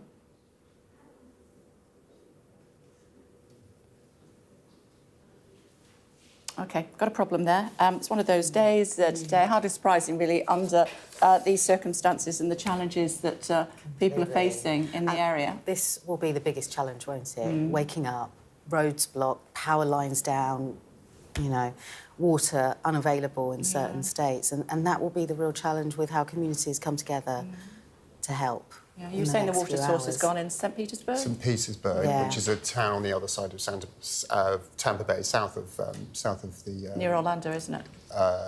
On the west coast, sort of level with Orlando. Yeah. But yeah, a lot of people living there. I think one of the things that will have helped, but we still don't know, we don't have the figures yet, you know, how many people did heed those calls to evacuate, how many people left their homes. But you will find people who've got, you know, a lot of houses, you've probably seen this in some of the footage, in the southern US, they're built out of timber, they've got lightweight roofs, partly because of the temperatures, but also costs, you know, they're cheaper. They're very vulnerable to storm damage, but a lot of people in stronger houses think, oh, I'll just stay put because the house will be fine, we'll survive. But you are, in so doing, and the first responders, the emergency services know this, just because you individually might have survived the storm, the infrastructure on which, especially places in the US, they rely on to keep functioning, that is very, very vulnerable. And we'll see, you know, the power outage that we've seen there. It can take many, many days to restore power towards these places. Well, somebody like Sanj, we were chatting to a second ago, he's the CEO of Shelterbox. That's where his organisation comes in. Tell us what sort of work you do, Sanj. Well, we've responded, as you say, to past hurricanes, both in the US, Hurricane Katrina, but also in the Caribbean, most recently to Beryl. And what we do is come in with the essential aid package for shelter, tarpaulins to repair roofs, solar lights, blankets, household items, hygiene items. And those are, as you've heard, the essentials to start rebuilding after such a devastating event like this, where 2 million people are now without power and they don't know when that power is going to return. And what's the strategy for dispersing aid in these sort of circumstances? Well, it begins with tracking the path of the hurricane and looking at areas that have been directly hit, and then generating out from that to communities and community leaders to find out who are the worst affected. And it's not about blanket distributions in a neighborhood. It's targeted around the homes that are most severely impacted with the most vulnerable in them. And so it's to try and make as much aid as possible go as far as possible. Okay. Will you be involved at all with trying to help as far as the aftermath of this hurricane is involved? Well, we're waiting for daylight. Although it had reduced to a Cat 3 when it made landfall, that's only about wind speed. It's actually the rains that cause the most destruction. So it may still be the case that they need our assistance. So we're waiting for daylight to survey the damage, and then we'll make a call as to whether our aid is still needed and where it will be in close coordination with local authorities and local organisations in Florida. Okay, good work that you do, Sanj. Thanks very much indeed. Thank you. Agreeing with you that it's the rains that cause the problem afterwards. Yeah, and I was just thinking as Sandra was talking there, because obviously they worked in the Caribbean after Hurricane Beryl, which was a colossally powerful storm, thankfully missed the island of Jamaica, which it was originally heading towards. So the potential impact was not as bad as it could have been, and it sort of petered out before it got to the US. But I was thinking about this storm. We're obviously focusing on Florida, where it made landfall, but on its way across the Gulf, it did affect the Yucatan Peninsula in Mexico, and we're yet to hear about what impacts it's had there, because again, it went past there on its way over. So this storm was large enough to cause damage across that whole Gulf of Mexico area, and we shouldn't forget that large numbers of people in those more exposed sites in places like the Yucatan will have been severely impacted by this storm as well. Okay. For now, thank you. Apparently this live picture is from Cape Canaveral, or that vicinity. We have seen people driving in these conditions. Must be off their heads. Look at those traffic lights. I know. So it's Canaveral. But that's interesting. So that's on the other side coast, of Florida. So this is where the storm has now got to as it's passed over. Yeah, exactly. It's where they launched the shuttle, or used to launch the shuttles from, of course. We'll have more on that coming up in just a few moments' time.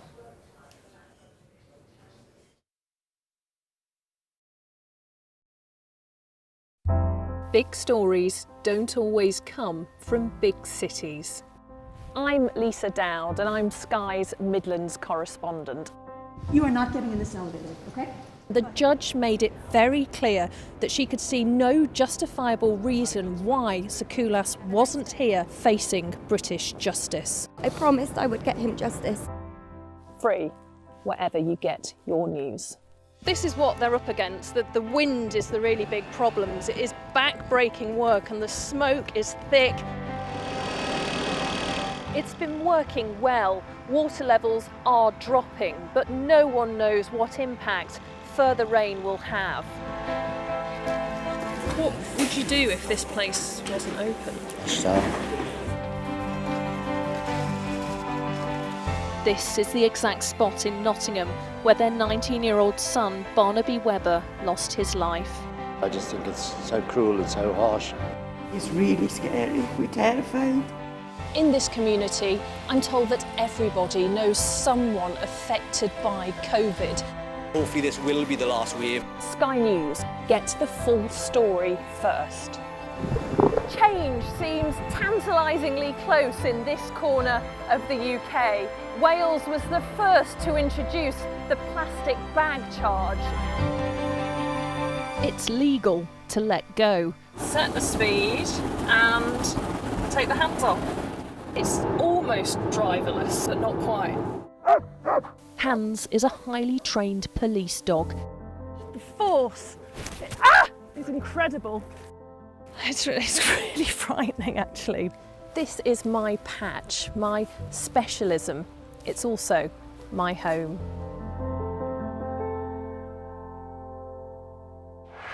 Play Sky News. From the Sky News Centre at 7. Now that you're up to date, we can go into a bit more detail. Things can change incredibly quickly. Taken by surprise. Have you ever known a moment like this in British politics before? Yes. Cheers. We'll start with breaking news. Let's get the latest on the ground. So, by the end, we'll hopefully all understand what's going on in the world just that little better.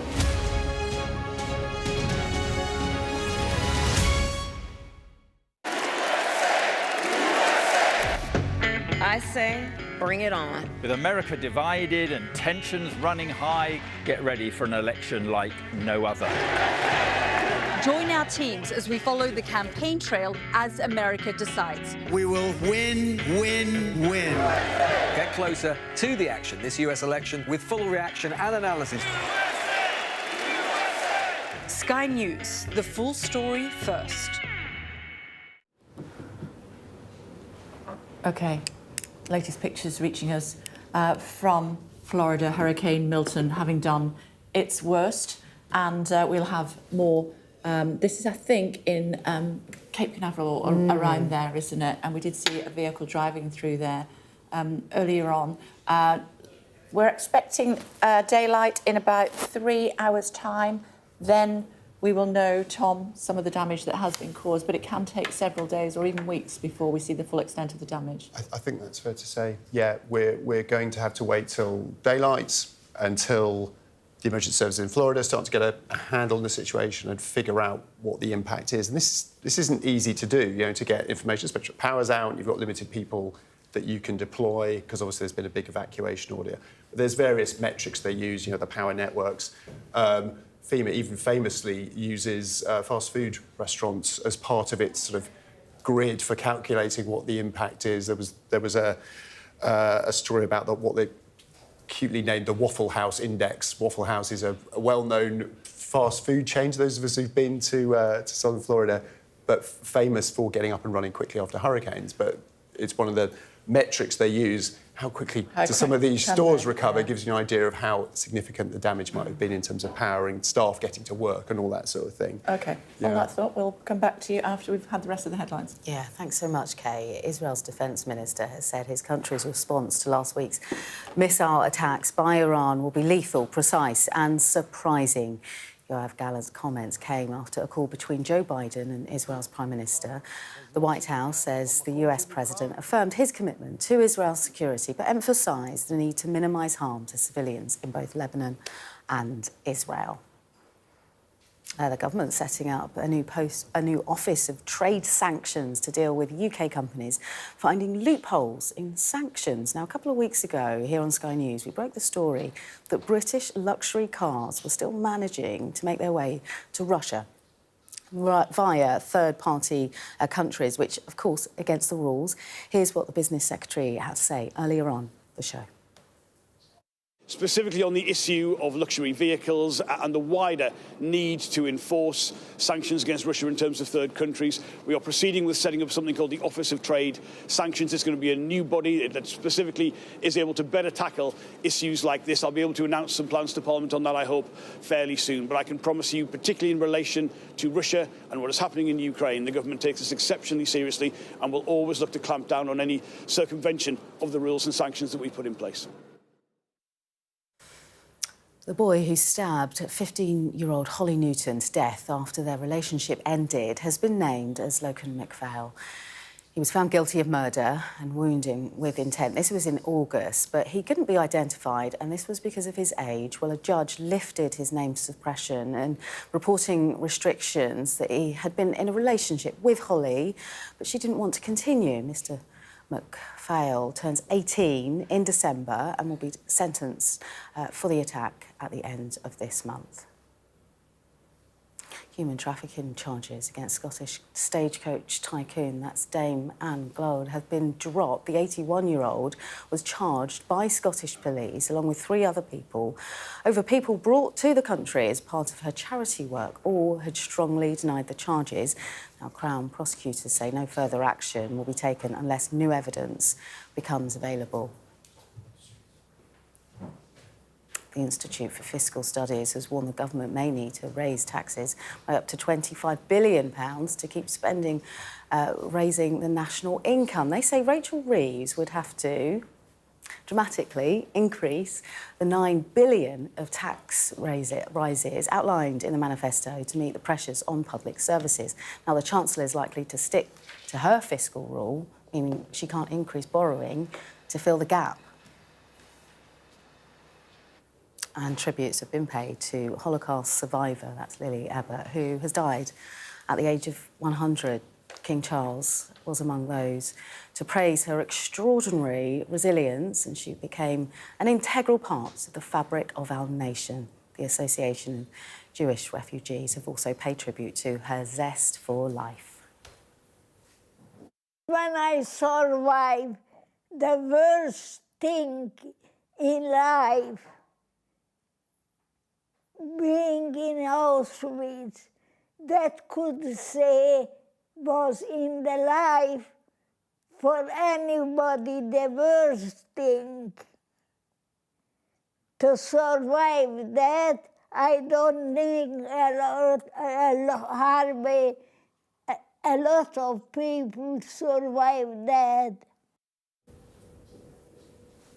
So now, in preparation for Hurricane Milton, multiple airports in Florida, including Orlando International, have stopped commercial flights. We've already spoken to a few Brits on holiday in the area. We spoke to Chris Ball, for example, who says his family has been ordered to stay put. I'm with my family, my wife, son, daughter and her partner.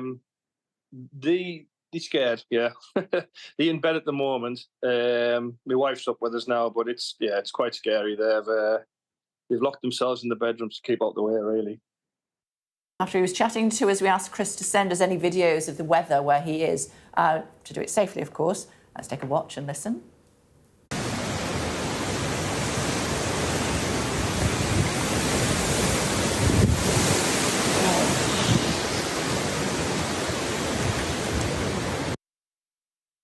Booked it last October. Oh, Claire's here with us. Booked it 18 months ago. Didn't realise it was hurricane season.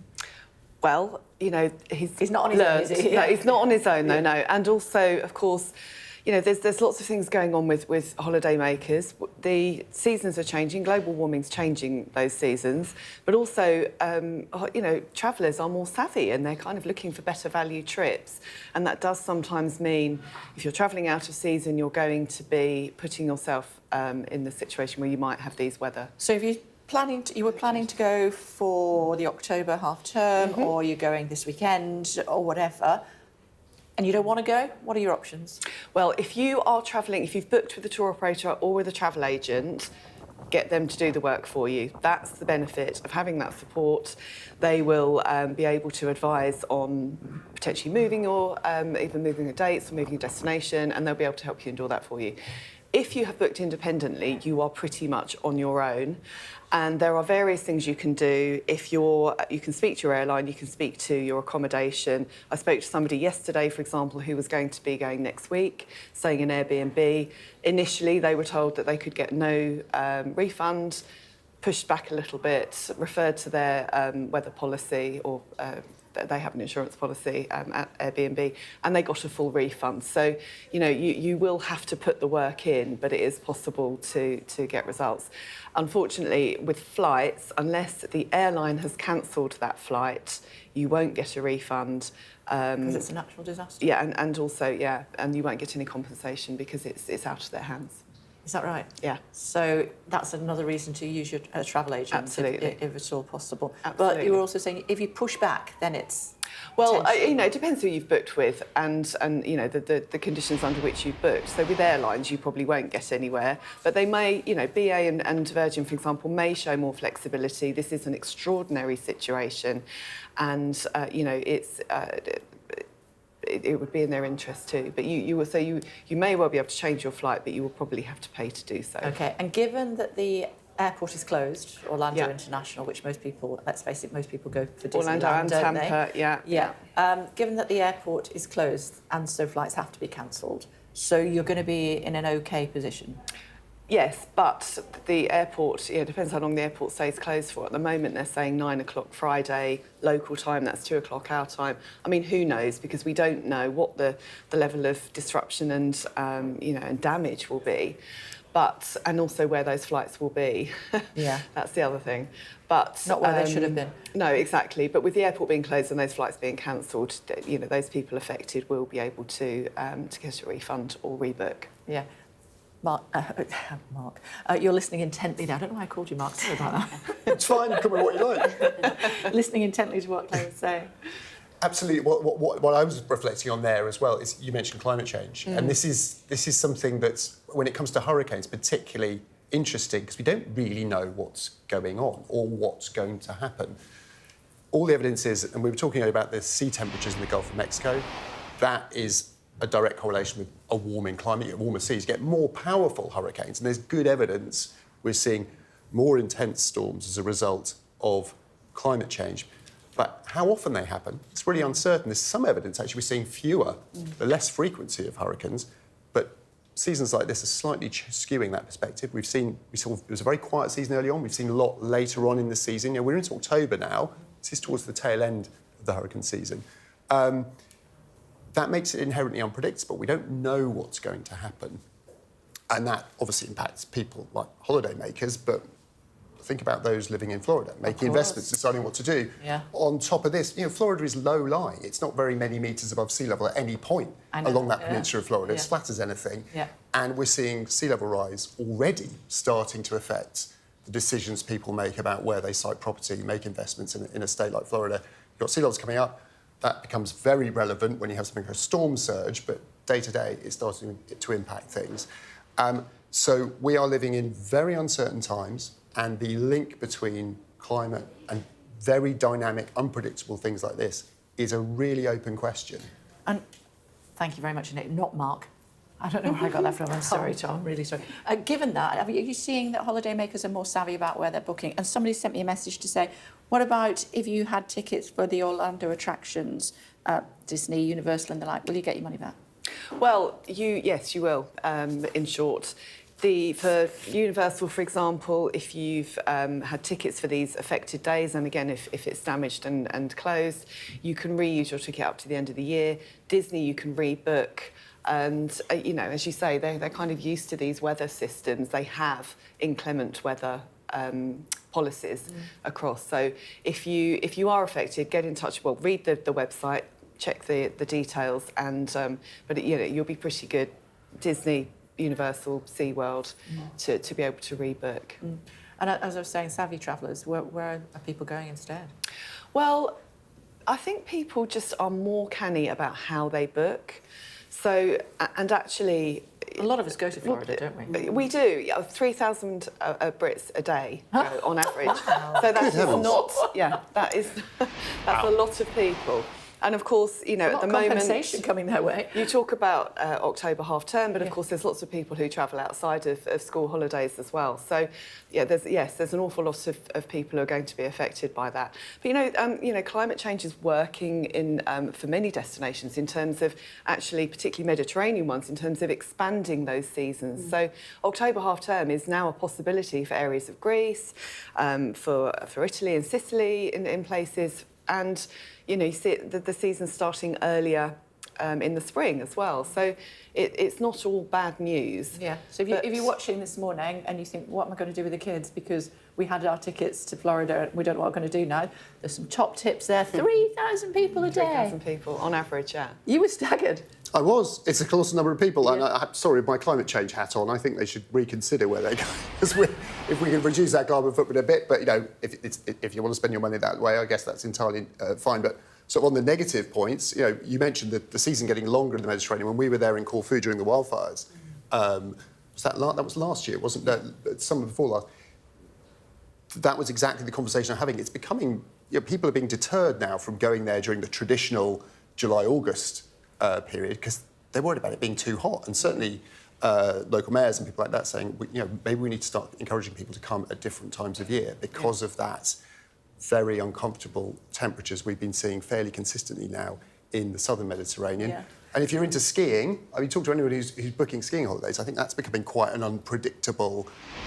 well, we saw the closure of a ski resort yesterday, of an entire resort. Unless you've got the money to go to a very high resort when you know you've got snow, nowadays it's just not reliable that you're going to have snow during what used to be ski season. Yeah, we're talking about this because we're looking at the aftermath of Hurricane Milton, which hit Florida overnight, and this is climate change in action. Yeah, it is, and we will see sunrise in the next hour or two. Yeah. And the real assessment of that damage to people's homes, their routes to work with power lines down, roads blocked, and this is when the community will really, really have to pull together to make sure those who are most vulnerable are cared for. Yeah. I remember the name of that hurricane I was talking about that I got caught in previously, Hurricane Louis it was, back in the 1990s. It was a long time ago. Nevertheless, I still remember how scary it was. These poor people. Has there been a Hurricane K? No, no one would dare. We'll see you in just a second or two here on Sky News. Thanks, Claire. Thank you.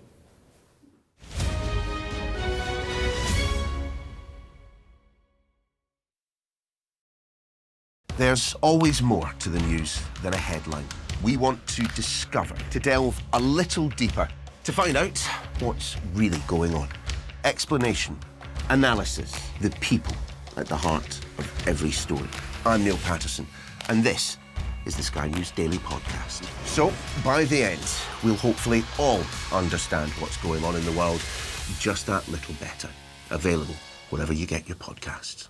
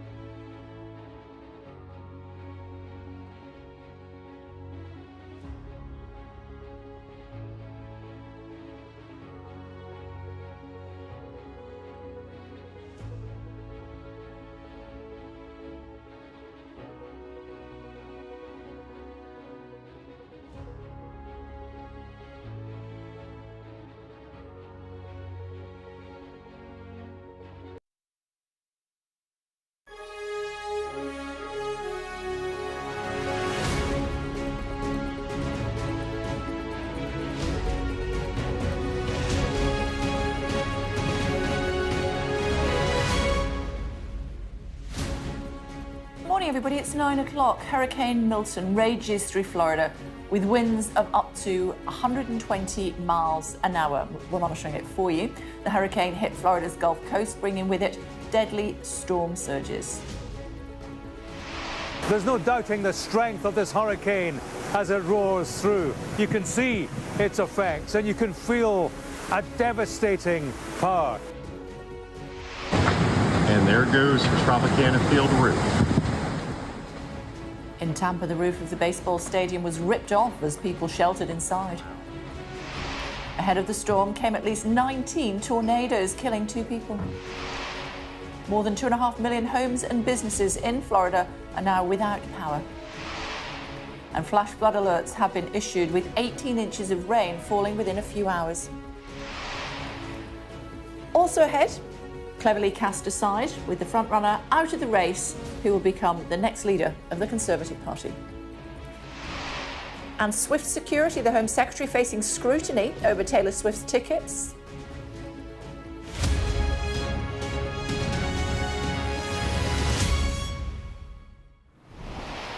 Morning, everybody. Hurricane Milton is raging through Florida with winds of up to 120 miles an hour, toppling cranes, ripping the roofs off buildings and knocking out power to millions of people. This is the scene across the state, from Tampa in the west coast to Cape Canaveral on the other side of the peninsula right now. As you can see, it has moved through, but what sort of damage has it left in its wake? Here's James Matthews. This was Hurricane Milton. Oh my God. Oh my God. And these were the moments it hit. And there goes Tropicana Field roof. It made landfall near Siesta Key in Florida just before 9 p.m. local time. With it came the storm surge, water thrown ashore from the Gulf of Mexico. It carried with it a serious threat to life as it barreled through. There's no doubting the strength of this hurricane as it roars through. You can see its effects and you can feel a devastating power. This is by no means the first hurricane that Floridians have experienced, but this one's different. The hurricane's arrival had been preceded by a series of tornadoes. Large tornado in progress. Dozens of them. Damage was done here in Martin County. This was the village of Wellington in Palm Beach County. And this was the scene in the city of Fort Myers. In all, there were more than 100 tornado warnings, a record for Florida in a single day. On this, a day for rare weather events. As the hurricane approached, we'd spoken to Nick Hollings, a British resident of Sarasota. The city was in the hurricane's path, and this was how it looked as night fell. There is no wind, no breeze. It's just incredible. We are right in the eye of the hurricane. We had horrendous winds just before, and they stopped pretty suddenly. And now we have absolutely nothing.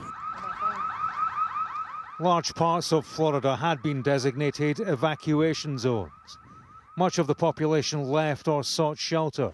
Some chose to stay put in spite of warnings from the president down. Winds will be fierce at well over 100 miles per hour. It's looking like the storm of the century. Parts of Florida saw rainfall they've never seen before.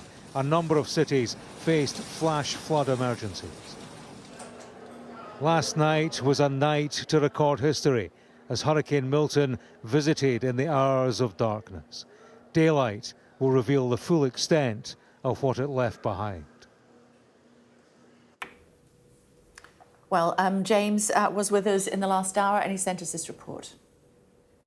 As I look around me now, yes, it's empty. It's at that stage where the wind has died down. You see some of the damage here. I mean, branches, plant pots, various debris. You hear the sound that there's an eerie quiet punctured by alarms, you know, that rhythmic sound of car alarms, fire alarms and so on, people in their beds in this particular locality. The question will be, what happened to the people who stayed put in evacuation zones when they were warned that they would die should they remain there? During the hurricane, they were very much left to their own devices because, as the emergency services kept reminding us, there was nothing that could be done to help them when the hurricane hit if they were in the wrong place. That's the question now. What happened to the people who were in the wrong place? Did they survive? What has been the full extent of the damage? We've certainly seen damage.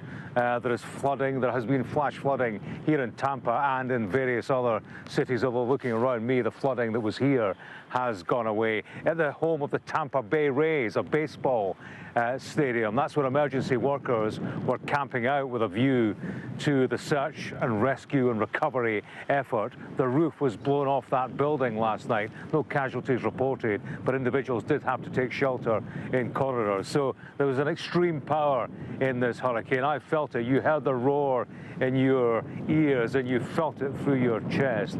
It was quite the hurricane. Second, guys, just want to tell our viewers just tuning our way, President Zelenskyy has just arrived in Downing Street, obviously to meet with the Prime Minister. These are the latest images just reaching us here at Sky Centre. Guessing he's going to be greeted by the Prime Minister. The United Kingdom, of course, one of the biggest supporters of Ukraine in its battle to try to get Russia out of its eastern flank. There you go, the Prime Minister's rolled out the red carpet for him, shaking hands on the doorstep. I'm sure they'll be talking about what sort of military hardware can be handed over to Ukraine and whether indeed, I think they're called Shadow, can't remember the exact name, I'll look it up and remind our viewers in a second, but missiles that can actually be fired from Ukraine into Russia. Could they be potentially used? I'm sure that will also be on the agenda. Oh, there's Larry, seeing what's going on. Talk to me, guys, about Hurricane Milton. Well, we've just had an update from the National Hurricane Center, which is the US forecasting thing. It's just approached Cape Canaveral on the eastern side of Florida's peninsula. It's still packing sort of 75-mile-an-hour winds sustained, gusts of up to 90 miles an hour. So it's still a very powerful storm as it moves through there. And there are flash flood alerts still for the centre of Florida. We were talking to someone in Orlando earlier. You know, the amount of rain this storm's brought, that's the moisture it absorbs, it passed over that very warm Gulf of Mexico, partly heated due to our warming climate. That's given it more rain than it can carry. That's now being dumped onto Florida. It's going to pass out into the Atlantic soon. So that's probably the last update we're going to get on the storm itself, from the meteorologists at least, because it's out of their territory and off into the Atlantic, where it's expected to kind of lose its energy and dissipate, thankfully. But warnings in place. I was just reading an alert that's gone out reminding people not to drive around barriers. As daylight comes, people get in their cars. We're in America after all. Apparently 50% of hurricane casualties are in vehicles in water. So that's something they're just reminding people, don't be silly and think you can drive your massive SUV through a large flood area, because it's extremely dangerous. Keep saying storm, reminding me, Storm Shadow missiles. Those are the ones that they've been asking for. I'm sure they'll be talking about that in Downing Street, talking about that because Zelenskyy has just arrived. We'll update you further on that momentarily. But Hurricane Andrew, I remember that one. Long time ago now. Yes, 32 years ago, 1992, that hit in the summer of 1992, and it was one of the worst hurricanes to hit the state of Florida, to hit the US more generally. We know that around 65 people are thought to have died, but the cost to homes, 25,000 homes destroyed, 100,000 homes damaged in some way. Huge numbers of people ended up being evacuated, living in tent cities, and it cost the state and the US more generally, it's thought around $27 billion. $27 billion, of course, so huge amounts of money, and it had a huge impact on the economy. It was really fundamental, I think, in shaping the way the US realised it needed to respond to future hurricanes. Obviously, in the last 3 decades, the way they're able to monitor and predict these extreme weather patterns has only gotten better. But at the time, there were real concerns, and we can see these pictures here of the damage done to how many people's homes. I mean, it's absolutely devastating. And there were real concerns at the time that people didn't get the warnings that they needed beforehand, and the response afterwards wasn't good enough. And that has led into other hurricane responses. I've been reading about some of the more recent ones this morning. Hurricane Irma, people might remember, that was in 2017, Category 5 with wind speeds of 177 miles an hour. We had around 130 people killed, and it was really interesting what Tom was saying there about people dying in cars, in floodwaters.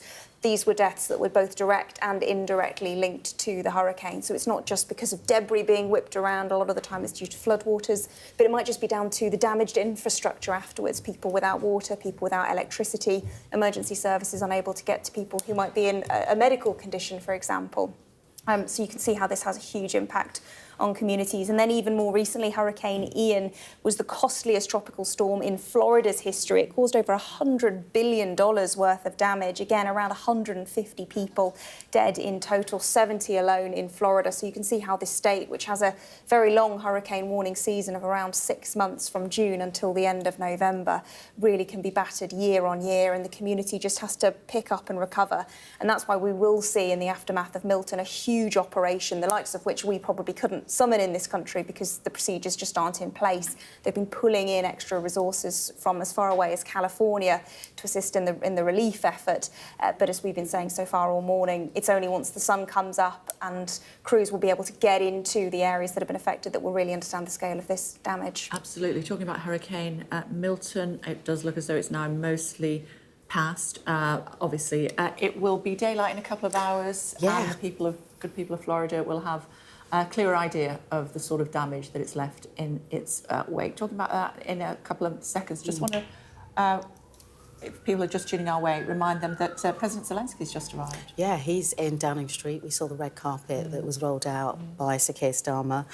President Zelenskyy in that green khaki that he promised to wear ever since the start of that invasion by Russia, warmly embraced by Sir Keir Starmer, talking about, no doubt, those long-range missiles that they so desperately have been asking the international community for, and as you said, those Storm Shadow weapons that will be so very needed, he will say, for the people of Ukraine and their defence of the country. Yes, I know that they are incredibly worried, the people of Ukraine, what might happen should President Trump win the election next month, and tightening the bond with the United Kingdom, opening the door, thankfully, just in the nick of time. And if you just wait for another second, you'll also be able to see that who else might have been there to welcome him. Oh, it's Larry. There he is. Let's return to the story now about Hurricane Milton. Several months' worth of rain have fallen in parts of Florida in just a few hours. Flash flood alerts are in place across the state. Ethan Fortsum is from the disaster relief organisation Convoy of Hope. He explained that a long recovery process will follow in the wake of Hurricane Milton.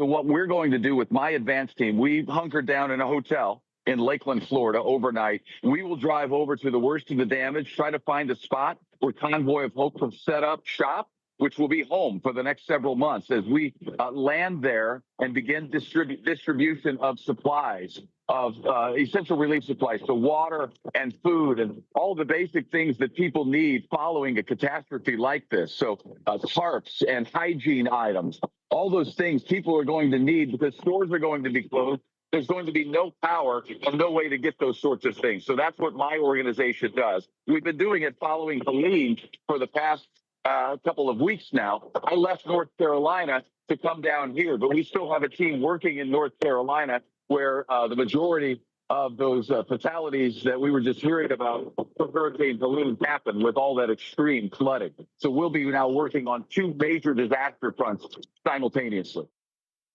Well, in preparation for Hurricane Milton, multiple airports in Florida, including Orlando International, have stopped commercial flights.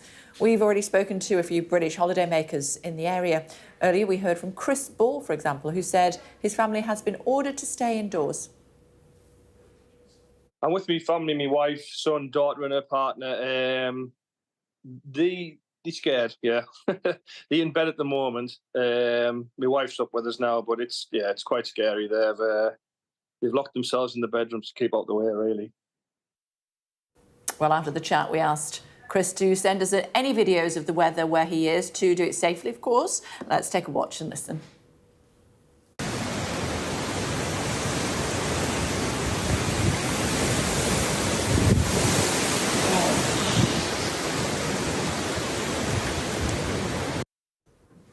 It's moved on now, but I'm sure it was pretty scary. You were in the middle of it.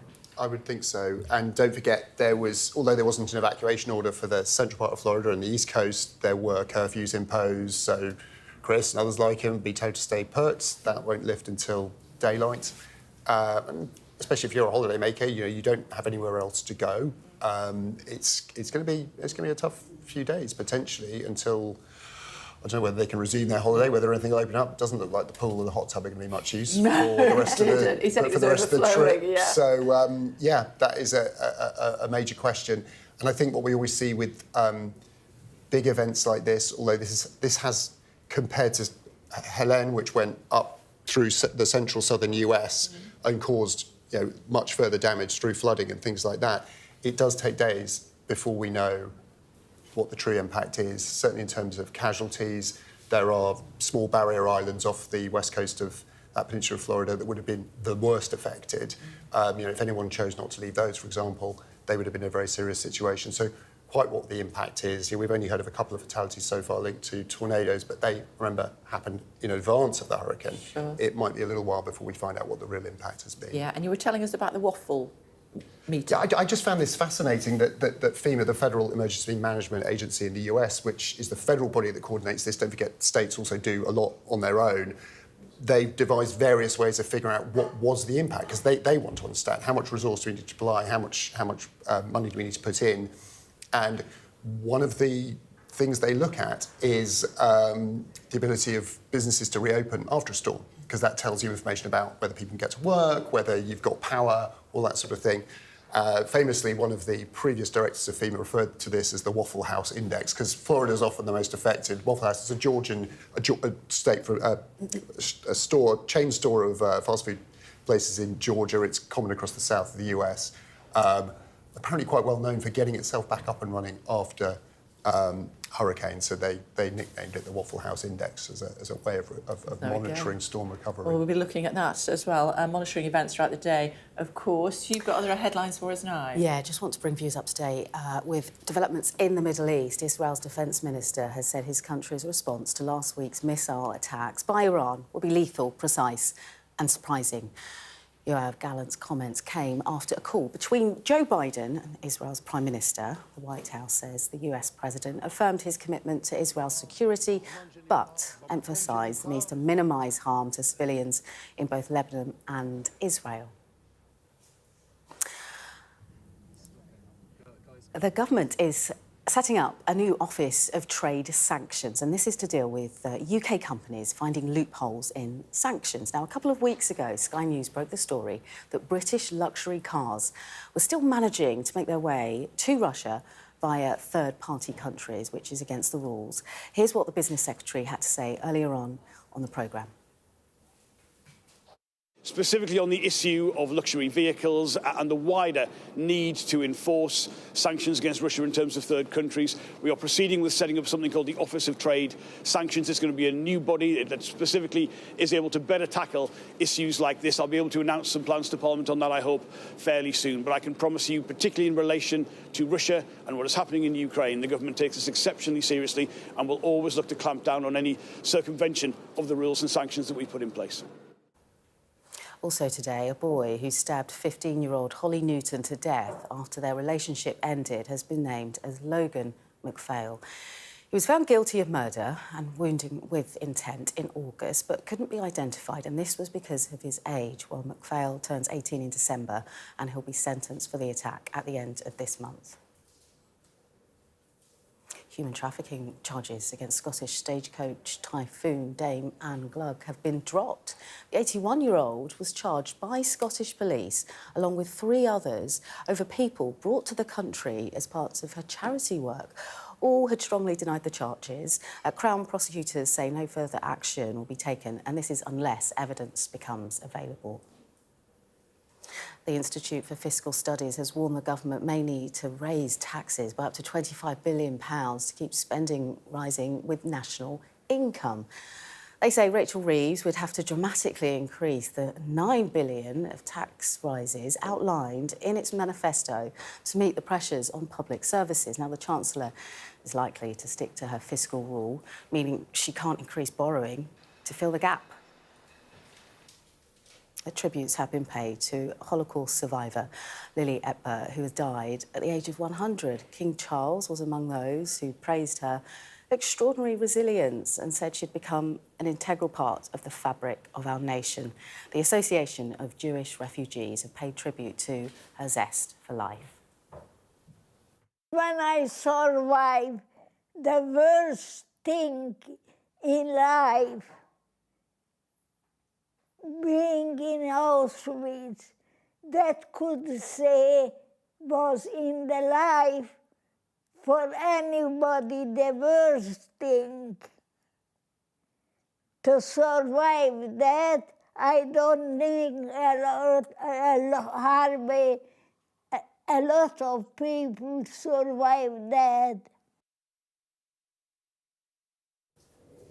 Still to come on The Breakfast Show for you here on Sky News Thursday morning. Hurricane Milton has made landfall. We'll have the very latest on that and the sort of damage it could have caused.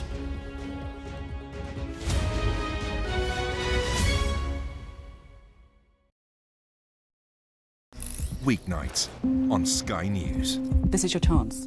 Tell people. Welcome to the Politics Hub. Our police force has apologised. If you wanted to find out about Grimsby, you come to the docks. I'm live in Jerusalem. Are you not concerned that that could lead to all-out war? Hello there, good evening. There are fears of an upsurge in violence. What's at stake here? You are watching the press preview, a first look at the front pages as they arrive. Independent United Kingdom. These last few years have seen some huge stories. And these stories have been driven by politics, by politicians, the people in power. You must stay at home. And it's my job to figure out how these decisions made by politicians impact all of us in our everyday lives. This is the worst thing I've ever been through in my life. People turn up here with their child stuff in a black sack and just say, I don't want to. And that is what it is. It's first-class poverty. Is this an example of the welfare state failing? We take you to the heart of the stories that shape our world. These are stories that affect us all. Millions of children are now having to catch up. Some stories have changed all of our lives. Because like the residents, the staff are being infected. Politicians, they make decisions all of the time, and it's our job to hold them to account. I wonder if you will take this opportunity to apologise to those families. But in the end, the real power doesn't actually lie with the politicians. The real power lies with the people. I'm Nick Martin. I'm the People and Politics correspondent at Sky News. We've got your Sunday mornings covered. From the front page and the sounds of the streets to the voices of the people who make the major calls and big picture politics beyond Westminster. We'll put you at the heart of our story. A new start to Sunday. I'm ready. Are you? Join me, Trevor Phillips, Sunday mornings on Sky News.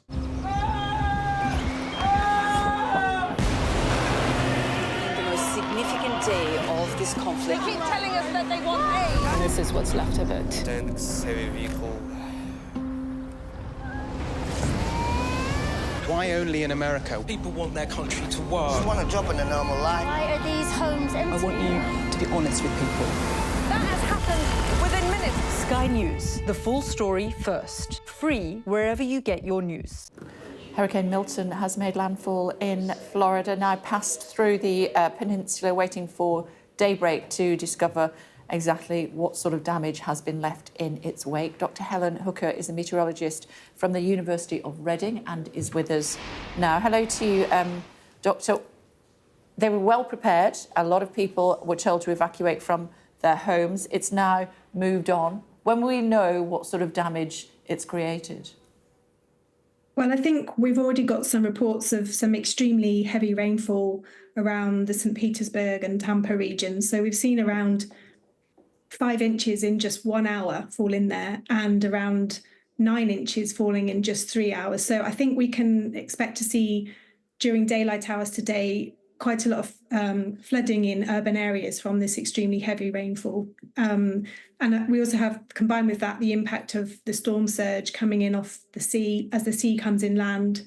So these two combined, I think, will lead to some significant flooding impacts in those coastal areas. What caused it to? I was talking to Tom about it here in the studio in the previous hour. What caused it to go from Hurricane 1 level to Hurricane 5 level in such a short period of time?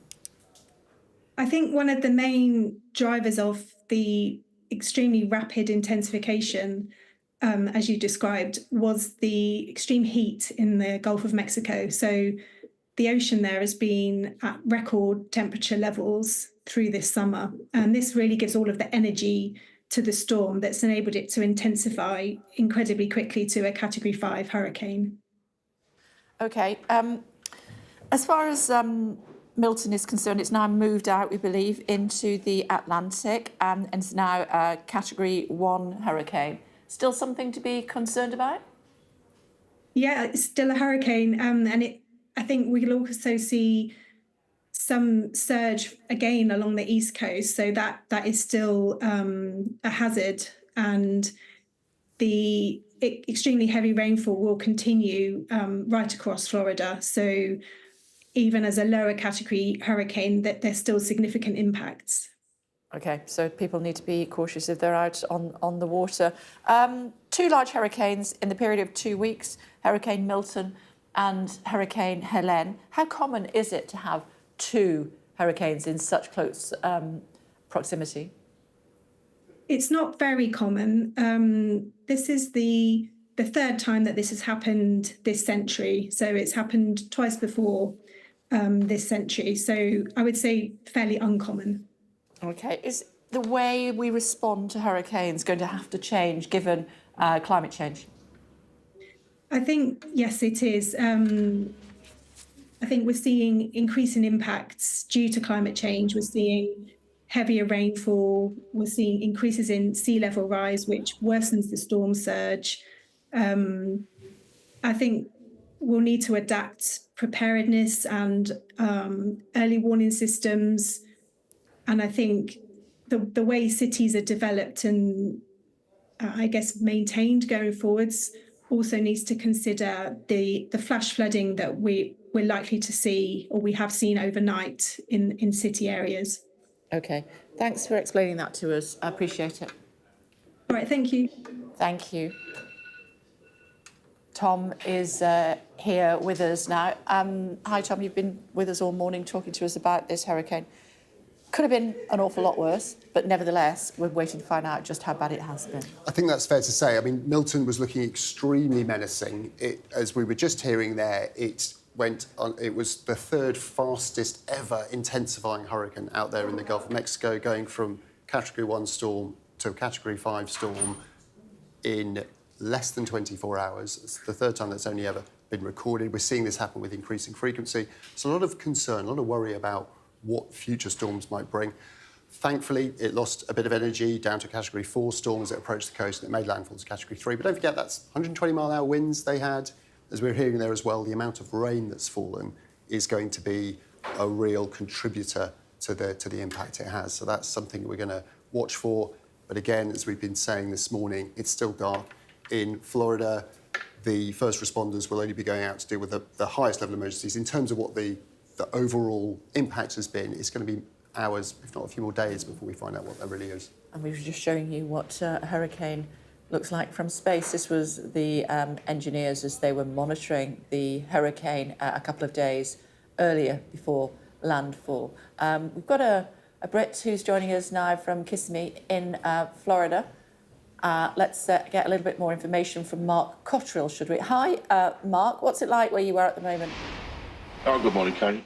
It's been a windy night. It's been a loud night, but it doesn't appear to be too much damage from where I am. So you are in Kissimmee, which is near to Walt Disney World, of course, isn't it? So right in the middle, right in the middle of the country, of the state. When you were in the eye of the storm, if you will, you said it was noisy. How were you feeling emotionally? What could you see? I didn't feel too bad. We went to bed last night about 11, 12 o'clock. Yeah, woke up a couple of times with the noise and with the trees hitting the windows, etc. Just the leaves, and I was more worried about the water, to be honest. With the rain, we have an enclosed patio here at our property, and the water was rising up that. It was already in maybe 2 inches, 3 inches up. And I thought 2 more inches and it's going to be inside the building, but it appears to have backed off now and seems to be okay. And what sort of information were you given by the authorities before the storm hit? We had a warning 36 hours ago to get some food and some water, etc., and to be ready and to make sure we had about 24 hours, 48 hours worth of rations, if you like. Then we had a warning probably about 2 p.m. yesterday saying that the curfew was going to be in place from 8 p.m. till midday, I believe. And then we had another late warning come through on our phones about 10, 11 o'clock last night saying beware of flash flooding. Okay.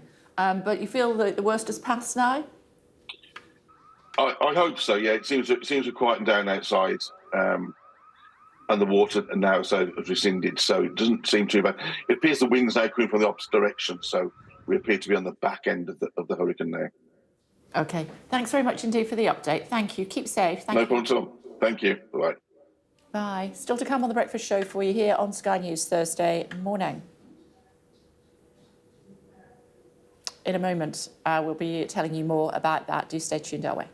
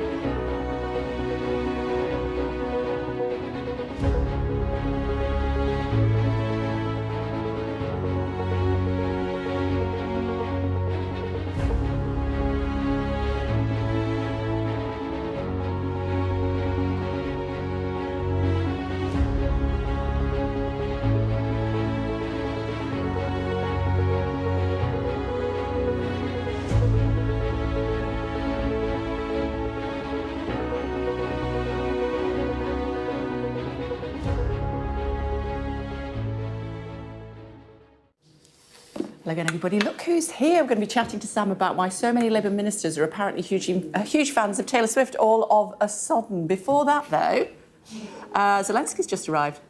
Yes, Vladimir Zelenskyy is on a tour of European capitals. Look, there's a lot going on in the Middle East, so he's got to remind people that there's another war in Europe, Russia still well inside Ukraine. And this is a tour of several different capitals. It was meant to conclude with a meeting of Joe Biden on Saturday. That's had to be cancelled because Joe Biden's staying in the US, President Biden, to oversee the storm in Florida.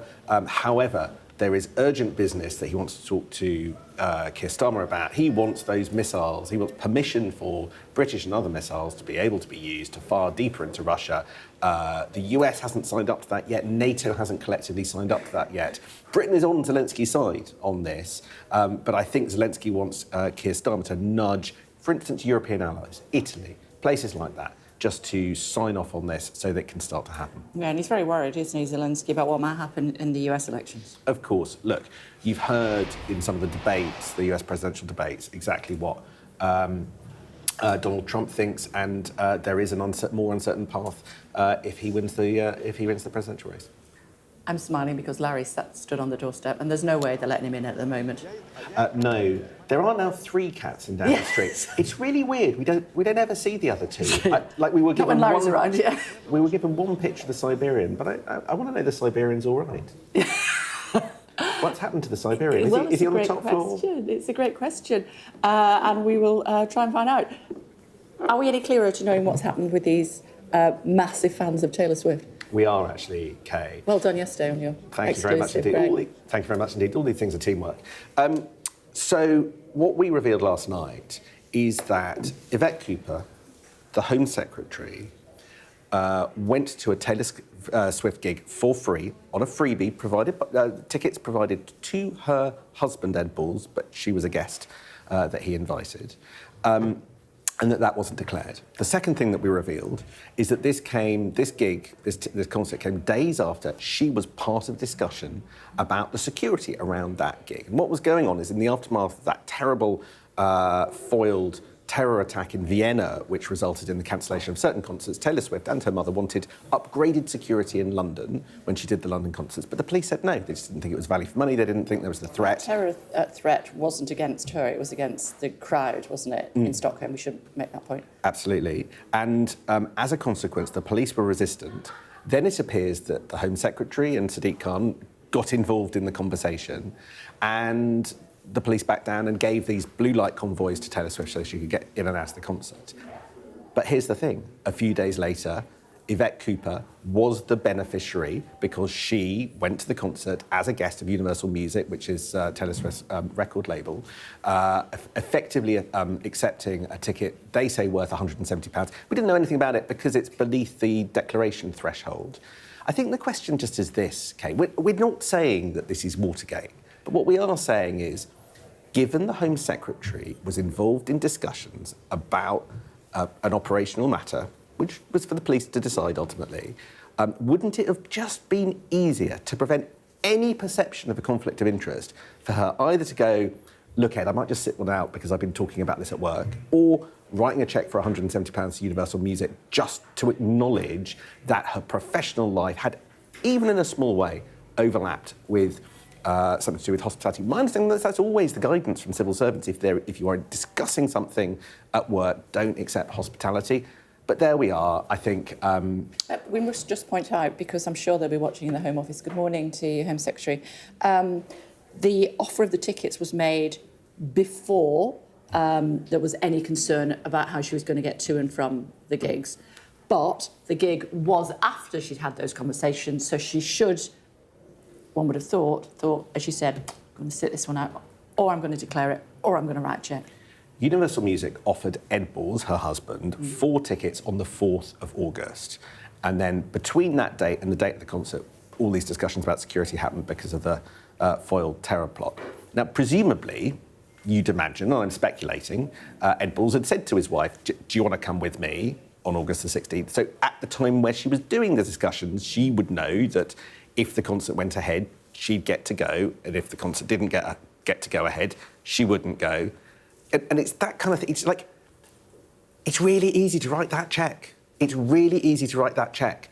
What I don't get about any of this is why so many people in government think that they have a God-given right to these Taylor Swift tickets. I mean, you know, I'd saw off my right arm to take my daughter and pay 170 quid for my daughter to go and see Taylor Swift. You know, but other people don't get access to this, either for free or even through the very complicated ticket systems. So, you know, there is questions about why they feel this is the priority and why they couldn't just behave ever so slightly different. You know what I'd like you to get to the bottom of? Why the Prime Minister went twice. That's still at the back of my mind. I don't know what's going on there. But I'm sure if anybody can get to the bottom of it, it's you. Thank you very much indeed. OK, thank you. If you scan your QR code on the screen right now, you can listen to the latest episode of the Sky News Daily podcast.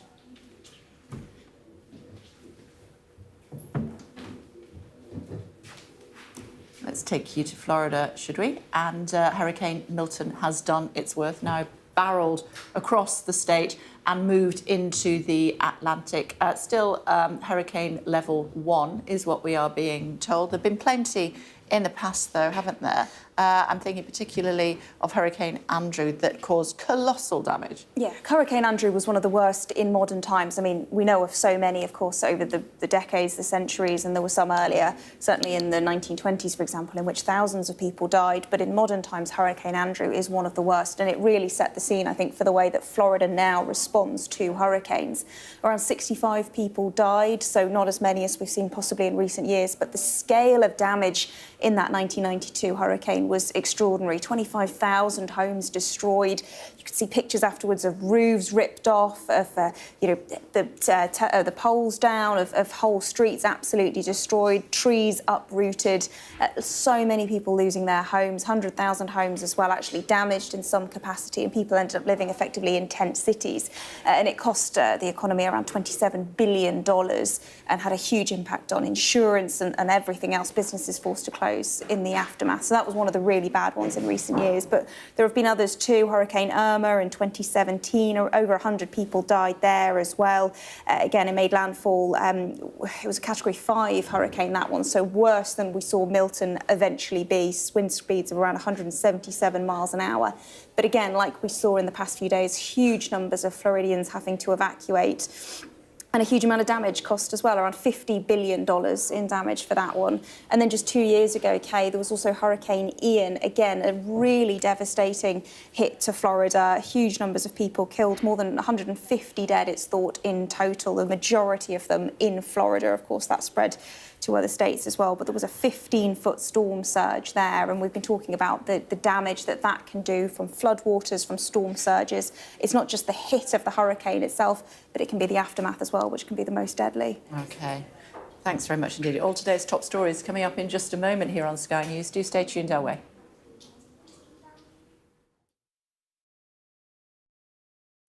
Weeknights on Sky News.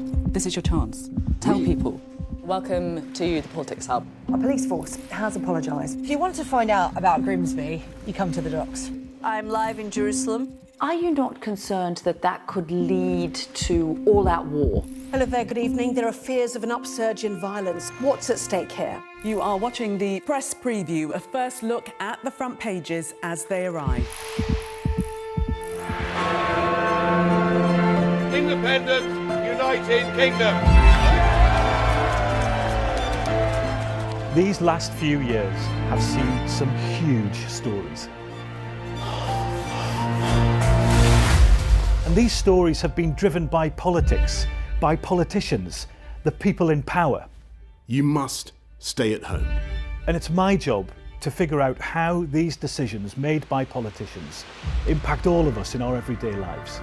This is the worst thing I've ever been through in my life. People turn up here with their child stuff in a black sack and just say, I don't want to. And that is what it is. It's first-class poverty. Is this an example of the welfare state failing? We take you to the heart of the stories that shape our world. These are stories that affect us all. Millions of children are now having to catch up.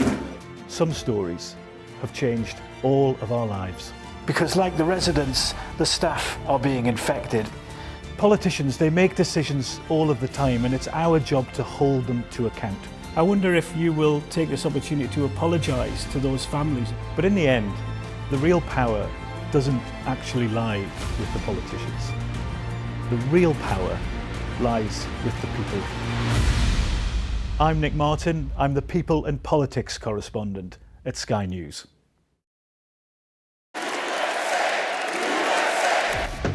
I say, bring it on. With America divided and tensions running high, get ready for an election like no other. Join our teams as we follow the campaign trail as America decides. We will win, win, win. Get closer to the action this US election with full reaction and analysis. Sky News, the full story first. If you forgot your pajamas, Emirates has got you covered.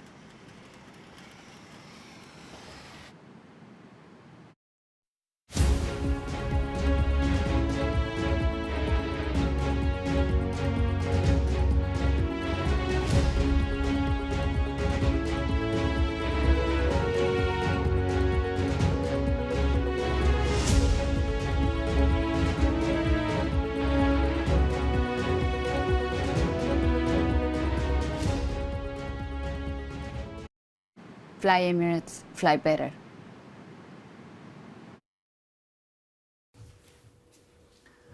As the world waits to see how Israel will retaliate to Iran's missile attack, and with just weeks to go until the US election, we started a new podcast about global affairs and politics. Our very own Yalda has joined forces with NBC's Richard Engel for The World.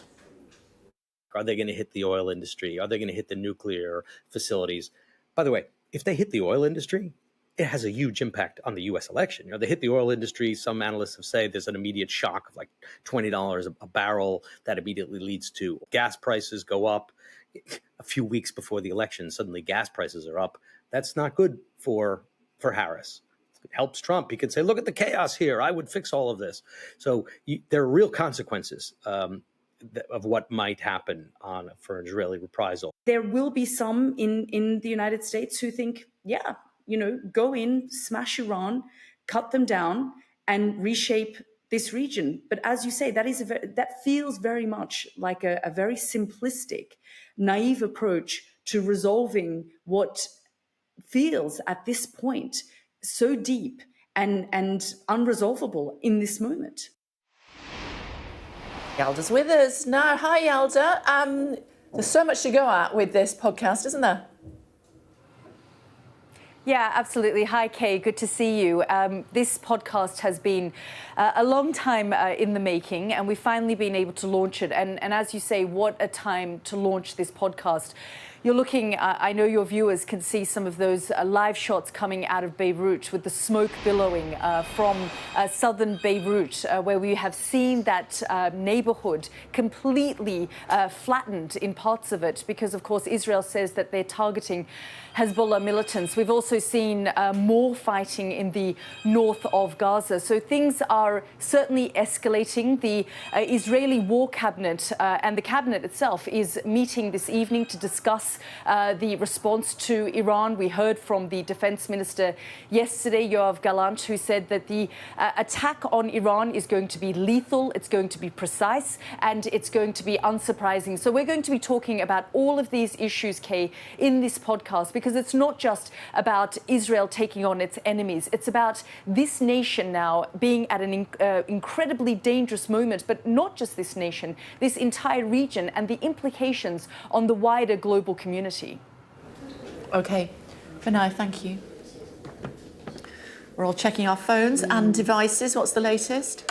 I'm just looking at the track of the storm. So it's now passed over Cape Canaveral on the east coast of the Florida Peninsula, and it's out over the Atlantic. So the storm itself has passed, but there's the eye of the storm, but the clouds surrounding it. Remember, this thing's hundreds of miles across. It's still dumping rain on central Florida.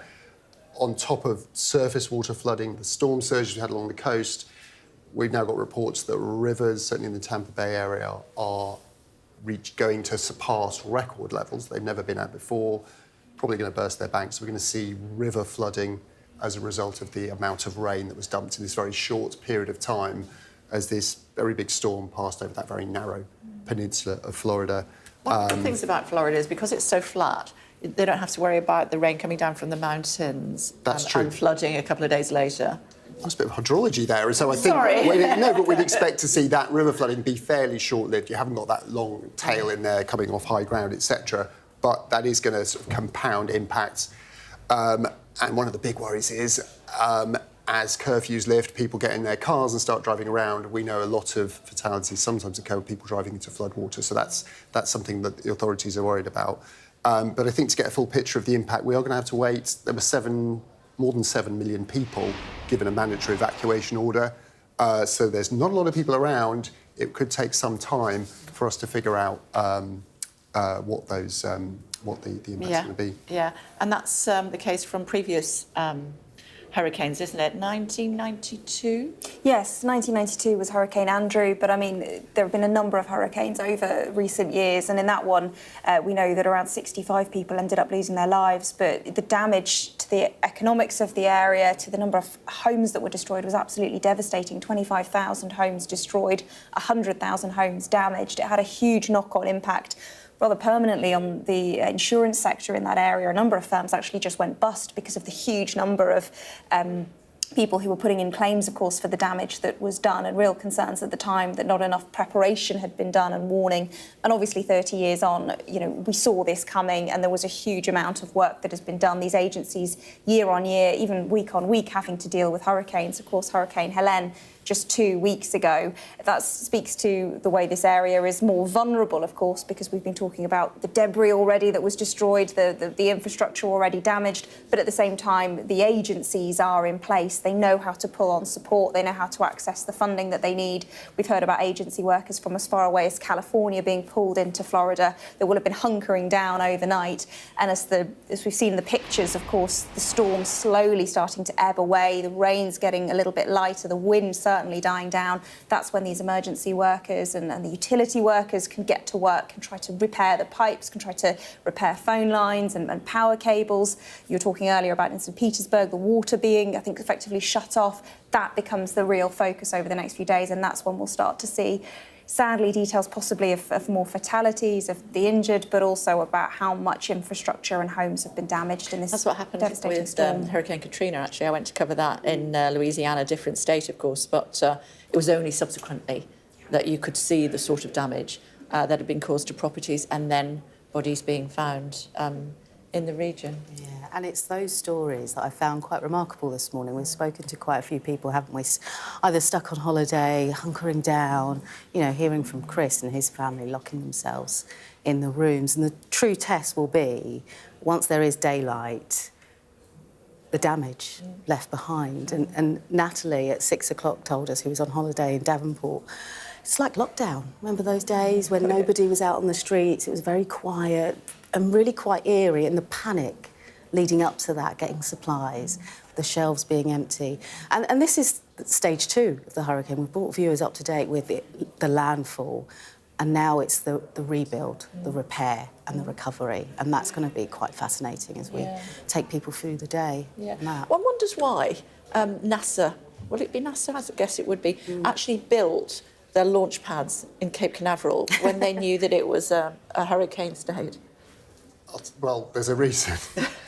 It's because it's as close as you can get to the equator. It's a good place to. It's the furthest south, so it's the quickest way to get yourself into orbit. The closer you are to the equator. Is there anything you don't know? I know. Well, it's amazing, isn't it? It's just something I had to pick up once before when I was talking about this. So there is a reason for it, and statistically, although these hurricanes track across the Gulf of Mexico, it is not always you're going to get a direct hit as they have today, as that's gone through. Interestingly, Cape Canaveral being out of action does have an impact. There are astronauts on the International Space Station who were due to come back earlier this week who were told, I'm afraid you're going to have to wait now. There's a couple of important space launches that have been postponed as well, putting very, very expensive and important bits of scientific research into space. That gets delayed too. You probably know this as well. Do you know why part of it is at Cape Canaveral and part of it is in Houston? Do you know what? I don't know. Oh, I can't remember the historical reasons of why. For political reasons, the previous presidents wanted them in their states. Exactly that. You'd have had a good run up at that, wouldn't you? So, how long before they come back? When does this pass? Well, it's out now. It's crossed over the Atlantic. I think there will be, once the wind calms down, in terms of doing things like space launches, they'll wheel everything back out and get going again, assuming there hasn't been severe damage to the infrastructure that supports that stuff. Same goes for airports. You know, that's critical for people who might be on holiday there or visiting. You've got the interstate network as well in terms of people getting back to their homes, but I doubt people will be encouraged to come back until that water's receded. I mean, we were just seeing there some pictures of storm surge, so we haven't really mentioned that so far, but that has not been trivial in Sarasota, Fort Myers, further south from where the hurricane hit. 12 feet of water has been recorded by tidal gauges. You know, that is a lot. That's twice a normal doorway. That's more than 3 metres of water has come in there. Actually, no, close to 4 metres. That's going to be significant for those people on those very coastal areas. That's severe damage to property. Obviously, anyone who would have stayed in those areas would unlikely have survived that kind of storm surge. So we're yet to get updates on that, but we do need to wait and see. The death toll is relatively low so far, thankfully, but as daylight starts to form over the state of Florida, it will become clearer of what's happened with Hurricane Milton.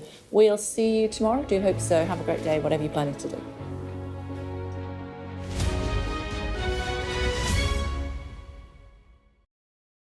There's always more to the news than a headline. We want to discover, to delve a little deeper, to find out what's really going on. Explanation, analysis, the people at the heart of every story. I'm Neil Patterson, and this is the Sky News Daily Podcast. So, by the end, we'll hopefully all understand what's going on in the world just that little better. Available wherever you get your podcasts.